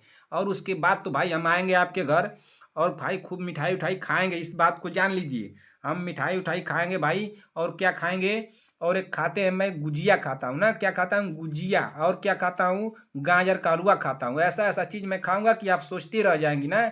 आपको बना करके खिलाना पड़ेगा। कौन ऐसी हमारी महान बहन है भाई जो हमको 100 में 100 करके दिखा देगी। 10 5 15 दिन का टाइम है, आप लोगों का स्कोर देखते हैं किसका 100 में 100 आता है। पता है संगीता पटेल जी का आ जाता है, कि शांति वाजपेयी जी का आता है, कि सीमा देवी जी का आता है, कि विक्रम जायसवाल जी का, कि हमारी चंद्रकला देवी जी बहन है उनका आता है, कि बीबा जी का आता है, कि आरवी चौधरी का आता है, कि रेखा सिंह का आता है, कि रश्मि सोम का आता है, कि अनुराधा मौर्य का आता है। सारी बहनों में मैं देखता हूँ कि किसका आता है 100 में 100। और जिसका 100 में 100 आया उसके घर तो मैं आऊँगा भाई। और उसके बाद पहले नंबर पे उसके घर, जो उसके बाद नंबर लेकर आएगा उसके बाद दूसरे नंबर पे भाई उसके यहाँ जाना पड़ेगा। तो आप लोग भाई ईमानदारी पूर्वक बताइए और हमको बुलाइए, देखते हैं कौन कोई बुलाता है कि नहीं बुलाता है। भाई नौकरी लग जाने के बाद तो कोई वैसे थोड़ा कोई कहेगा कि सर नौकरी लग गई, तो अब कोई सर कहाँ गए और आप लोग कहाँ गए, ये तो सब भूल जाता है। चलिए कोई बात नहीं, आप लोगों को एक गीत छोटा सा सोच रहा हूँ कि सुना दूँ। कुछ ना याद तो नहीं आ रहा है, लेकिन क्या याद करके आप लोगों को सुना दूँ। देखिए बहन, थोड़ा समय दीजिए हमको, एक आध मिनट का समय दीजिए। थोड़ा हमको उतना गीत उत याद नहीं रहता है ना, तो मैं याद कर रहा हूँ। और क्या है, आप लोगों को सुना दूँ। हमारी बहनों को भाई सुनाना चाहिए, आप लोग इतनी मेहनत कर रही हैं, इतनी मेहनत पे तो हमारी बहनों को भाई तो खूब क्या इनाम देना चाहिए, खूब इनाम तो देना चाहिए। इनाम तो मिलेगा भाई आप लोगों को। टाफी क्या चीज़ है भाई, टाफी क्या चीज़ है, सब कुछ आप लोगों को मिलेगा, बस आप लोग डिमांड कीजिएगा। संगीता पटेल जी, आप बहन बताइए, मोबाइल की दिक्कत हो रही है बहन, तो मैं आपको अपनी मोबाइल दूंगा। आप बताइएगा अपना एड्रेस, मेरी तरफ से आपको मोबाइल दी जाएगी। बस आप एग्जाम को क्रैक कीजिएगा बहन। एग्जाम को क्रैक करने के लिए, आपके पढ़ने के लिए मोबाइल की दिक्कत होगी तो हम है ना बहन, हम है ना आपके लिए। अरे अभी आपका भाई जिंदा है, क्या आप चिंता कर रही हैं। आपका भाई जब है तो क्या, किस बात की चिंता भाई, किसी बात की चिंता नहीं करनी है बहन आपको। बस मेहनत कीजिए, किसी भी तरह से दिक्कत हो तो मोबाइल के लिए कमेंट कीजिए, एड्रेस बताइए, आपका भाई आपके लिए मोबाइल लेकर आएगा। ठीक, चलिए अब मैं आप लोगों को एक गीत सुना देता हूँ बहन। रुकिए, गीत सुना दूं, क्या सुना दूं। देखिए भाई, गीत सुनाने के लिए हमारी एक बहन है, कौन है, बीबा जी बहन। बीबा जी बहन ने कहा कि सर आप उनको, चंद्रकला देवी जो हमारी बहन है, उनको आप गीत सुनाएंगे ना, तब वो आपको अपना स्कोर बताएंगी। तो मैं भाई सभी बहनों के लिए गीत सुना रहा हूँ बहन, सभी लोग ध्यान से सुने। 2-3 मिनट का आप लोग समय दीजिए, उसके बाद चले जाइएगा। अच्छा लगेगा तो सुन लीजिएगा, नहीं तो तुरंत आप लोग स्किप करके जा सकती हैं। आप लोगों का तो क्लास खत्म हो चुका है, लेकिन 2-3 मिनट का हमको समय दीजिए, मैं आप लोगों को अब गीत सुना रहा हूँ। एक गीत याद आ गया, सुना रहा हूँ। जीवन में कुछ करना है तो मन को मारे मत बैठो, आगे आगे बढ़ना है तो हिम्मत हारे मत बैठो। है जीवन में कुछ करना है तो हिम्मत हारे मत बैठो, आगे आगे बढ़ना है तो हिम्मत हारे मत बैठो। है तेज दौड़ने वाला खरा दो पग चल कर बैठ गया, धीरे धीरे चल कर कछुआ देखो बाजी मार गया। है चलो कदम से कदम मिला कर दूर किनारे मत बैठो, है चलो कदम से कदम मिला कर दूर किनारे मत बैठो, आगे आगे बढ़ना है तो हिम्मत हारे मत बैठो, जीवन में कुछ करना है तो मन को मारे मत बैठो, आगे आगे बढ़ना है तो हिम्मत हारे मत बैठो।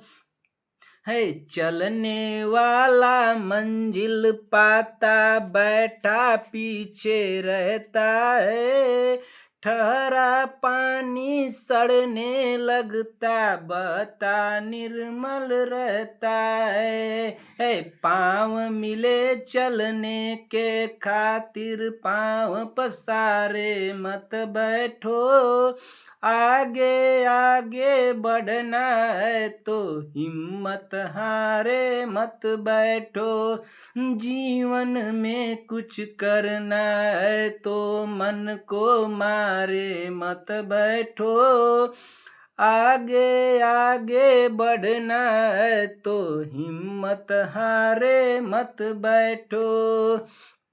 है धरती चलती तारे चलते चांद रात भर चलता है, किरणों का उपहार बांटने सूरज रोज निकलता है धरती चलती तारे चलते चांद रात भर चलता है, किरणों का उपहार बांटने सूरज रोज निकलता है हवा चले तो महक बिखेरे तुम भी प्यारे मत बैठो, आगे आगे बढ़ना है तो हिम्मत हारे मत बैठो, जीवन में कुछ करना है तो मन को मारे मत बैठो, आगे आगे बढ़ना है तो हिम्मत हारे मत बैठो। बस अब आप लोगों को मैं तो गीत सुना दिया बहन ना, जीवन में कुछ करना है तो हिम्मत मन को मारे मत बैठो, आगे आगे बढ़ना है बहन तो हिम्मत हारे मत बैठो, किसी भी बहन को हिम्मत नहीं हारना है भाई, खूब हिम्मत से लगिए, हम लोग जरूर एग्जाम को क्रैक करेंगे। आप लोगों की मेहनत और हमारी मेहनत, दोनों लोगों की मेहनत देखिएगा, एक दिन रंग लाएगी बहन, उस दिन देखिएगा क्या होगा। तो इस समय हिम्मत किसी भी बहन को नहीं हारना है भाई, सभी बहनों को मैं बता रहा हूँ। संगीता पटेल जी बहन, और कौन है हमारी बहन है भाई, वंदना राजभर, शांति वाजपेयी जी, सीमा देवी जी, विक्रम जायसवाल, चंद्रकला देवी जी, अर्चना प्रजापति, बीबा जी, पुष्पाचार्य, रंजना राजभर, नेहा तिवारी, नीतू कुमारी, आराध्या पंडित, कनिका चौहान, साक्षी यादव, और कौन है भाई, अनुराधा मौर्य, रेखा सिंह जी, आरवी चौधरी, प्रीति कुमारी, रूपा विश्वकर्मा, रश्मि सोम जी, अनामिका सिंह जी, मनोज कुमार, आरती देवी, प्रियंका जी, पूनम जी, सहीना परवीन, शुभम नाथ, शिवम जी, राहुल कुमार माठो, सूर्यांश मिश्रा, श्रेया चौधरी, नीरज देवी, सभी बहनों को मैं कह रहा हूँ भाई, संगीता पटेल जी, चंद्रकला देवी जी, शांति वाजपेयी जी, सीमा देवी जी, सभी बहनों को कह रहा हूँ बहन हिम्मत नहीं हारना है, खूब जी जान लगा दीजिए बहन, जितनी आप लोगों की ताकत है शरीर की, जितनी क्षमता है उतनी पूरी क्षमता झोंक दीजिए, 10-15 दिन में देखिएगा हम लोगों की मेहनत रंग लाती है कि नहीं लाती है। आप लोगों की मेहनत को देख करके बहन मैं तो बहुत खुश हूँ। आप लोग ये मत सोचिएगा कि सर डांटते हैं, बोलते हैं, चाहे कुछ कहते हैं, बहन मैं आप लोगों को सिर्फ आगे बढ़ाने के लिए बोलता हूँ, डांटता हूँ। अगर किसी बहन को हमारी बात से तकलीफ हो रही है, दुख हो रहा है बहन, तो आप लोग बताइएगा, मैं आप लोगों को डांटना नहीं चाहता हूँ बहन। मेरे डांटने और बोलने का मतलब है कि आप लोग को बार बार क्यों डांटता हूँ कि कान पकड़ के मार दूंगा, कान ऐठ के मार दूंगा, ऐसा कर दूंगा, तुरंत डांटने बोलने लगता हूँ। लेकिन बोलने का मतलब ये है बहन कि मैं अपनी बहनों को आगे देखना चाहता हूँ, उस जगह पे देखना चाहता हूँ कि जहाँ आज कुछ बहनें हैं जो जाने के लिए सोचती हैं, पहुँचने के लिए सोचती हैं, इसलिए मैं उस जगह पे आप लोगों को भेजना चाहता हूँ कि आप लोग उस जगह पे पहुँचें जो आप लोग अपने सपनों में सोची हैं, और जिसके लिए आप लोगों ने इतनी साल पढ़ाई की है, इतनी मेहनत की है। तो हमारे साथ तो बहन मैं आप लोगों से 2 ही महीने से लगभग पढ़ा रहा हूँ, 2 ही महीने से आप लोग हमारे साथ जुड़ी हैं। लेकिन आप लोग जहाँ पहले से जुड़ी हैं तो वहाँ की बात तो अलग होगी भाई, लेकिन मैं तो 2 ही महीने से आपके साथ जुड़ा हूँ ना। लेकिन आप लोग बहन खूब मेहनत कीजिए, जरूर आप लोग पास हो जाएंगी। आप लोग इम्पॉर्टेंट है बहन की रिवीजन, जितना हो सके बहन सारी बहनों से मेरा रिक्वेस्ट है कि आप लोग रिवीजन कीजिए ना, जितना हो सके रिवीजन कीजिए बहन। सुबह शाम की क्लास को डेली लेते रहिए, सुबह शाम की क्लास को डेली लेते रहिए। अगर हमको क्लास देने में देरी हो रहा है बहन तो समझिएगा कि सर कोई प्रॉब्लम में होंगे, कहीं गए होंगे, चाहे कुछ कर रहे होंगे, या उनके यहाँ लाइट नहीं आई होगी, चाहे कुछ और प्रॉब्लम हो गया हो, चाहे नेट में प्रॉब्लम हो गया होगा, इसलिए क्लास में देरी हो रहा है, लेकिन क्लास में दूंगा। इस बात से हमारी सारी बहनें एकदम निश्चिंत रहे, ठीक है। इस बात से आप लोग निश्चिंत रहिए, क्लास आप लोगों को मिलेगी। चलिए बहन, मैं क्लास को समाप्त करना चाहता हूँ, आप लोगों का समय ज़्यादा ले लिया, मैं क्लास को समाप्त करना चाहता हूँ। अब आप लोग हमको बताएंगे, हमारी सारी बहनें, कि देखिए बहन, मैं क्या कहना चाहता हूँ आप लोगों से कि बहन, मैं आप लोगों को 1 से लेकर के 100 क्वेश्चन कराया हूँ ना। इस एक से 100 क्वेश्चन, कुछ 10-12 क्वेश्चन रिपीटेड हो गए थे, तो इससे घबराना नहीं है किसी भी बहन को। 1 लेकर के 100 क्वेश्चन आप लोगों को बहन मैं करा चुका हूँ।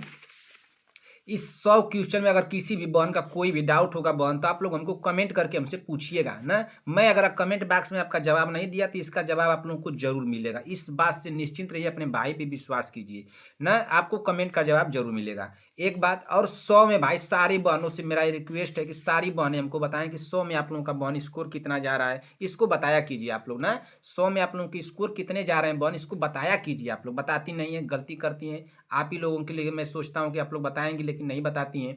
तो 100 में स्कोर कितने जा रहे हैं बहन, सारी बहनें हमारी बताएंगी। बहन आप लोगों की मेहनत को देख करके मैं तो बहुत खुश हूँ, इससे आप लोग एकदम निश्चिंत रहिए, लेकिन खूब मेहनत कीजिए बहन। 90+ किसी तरह से नंबर लेके आके जाना है हम लोग ना। एग्जाम हाल में जाने से पहले 90+ हम लोग का स्कोर जाना चाहिए, उतना नंबर हम लोगों को लेकर के चलना है। अब इतनी मेहनत कीजिए, जितना आप लोग पहले मेहनत करती थी उससे ज़्यादा मेहनत कीजिए, तो 90+ नंबर जाना चाहिए, ठीक है बहन।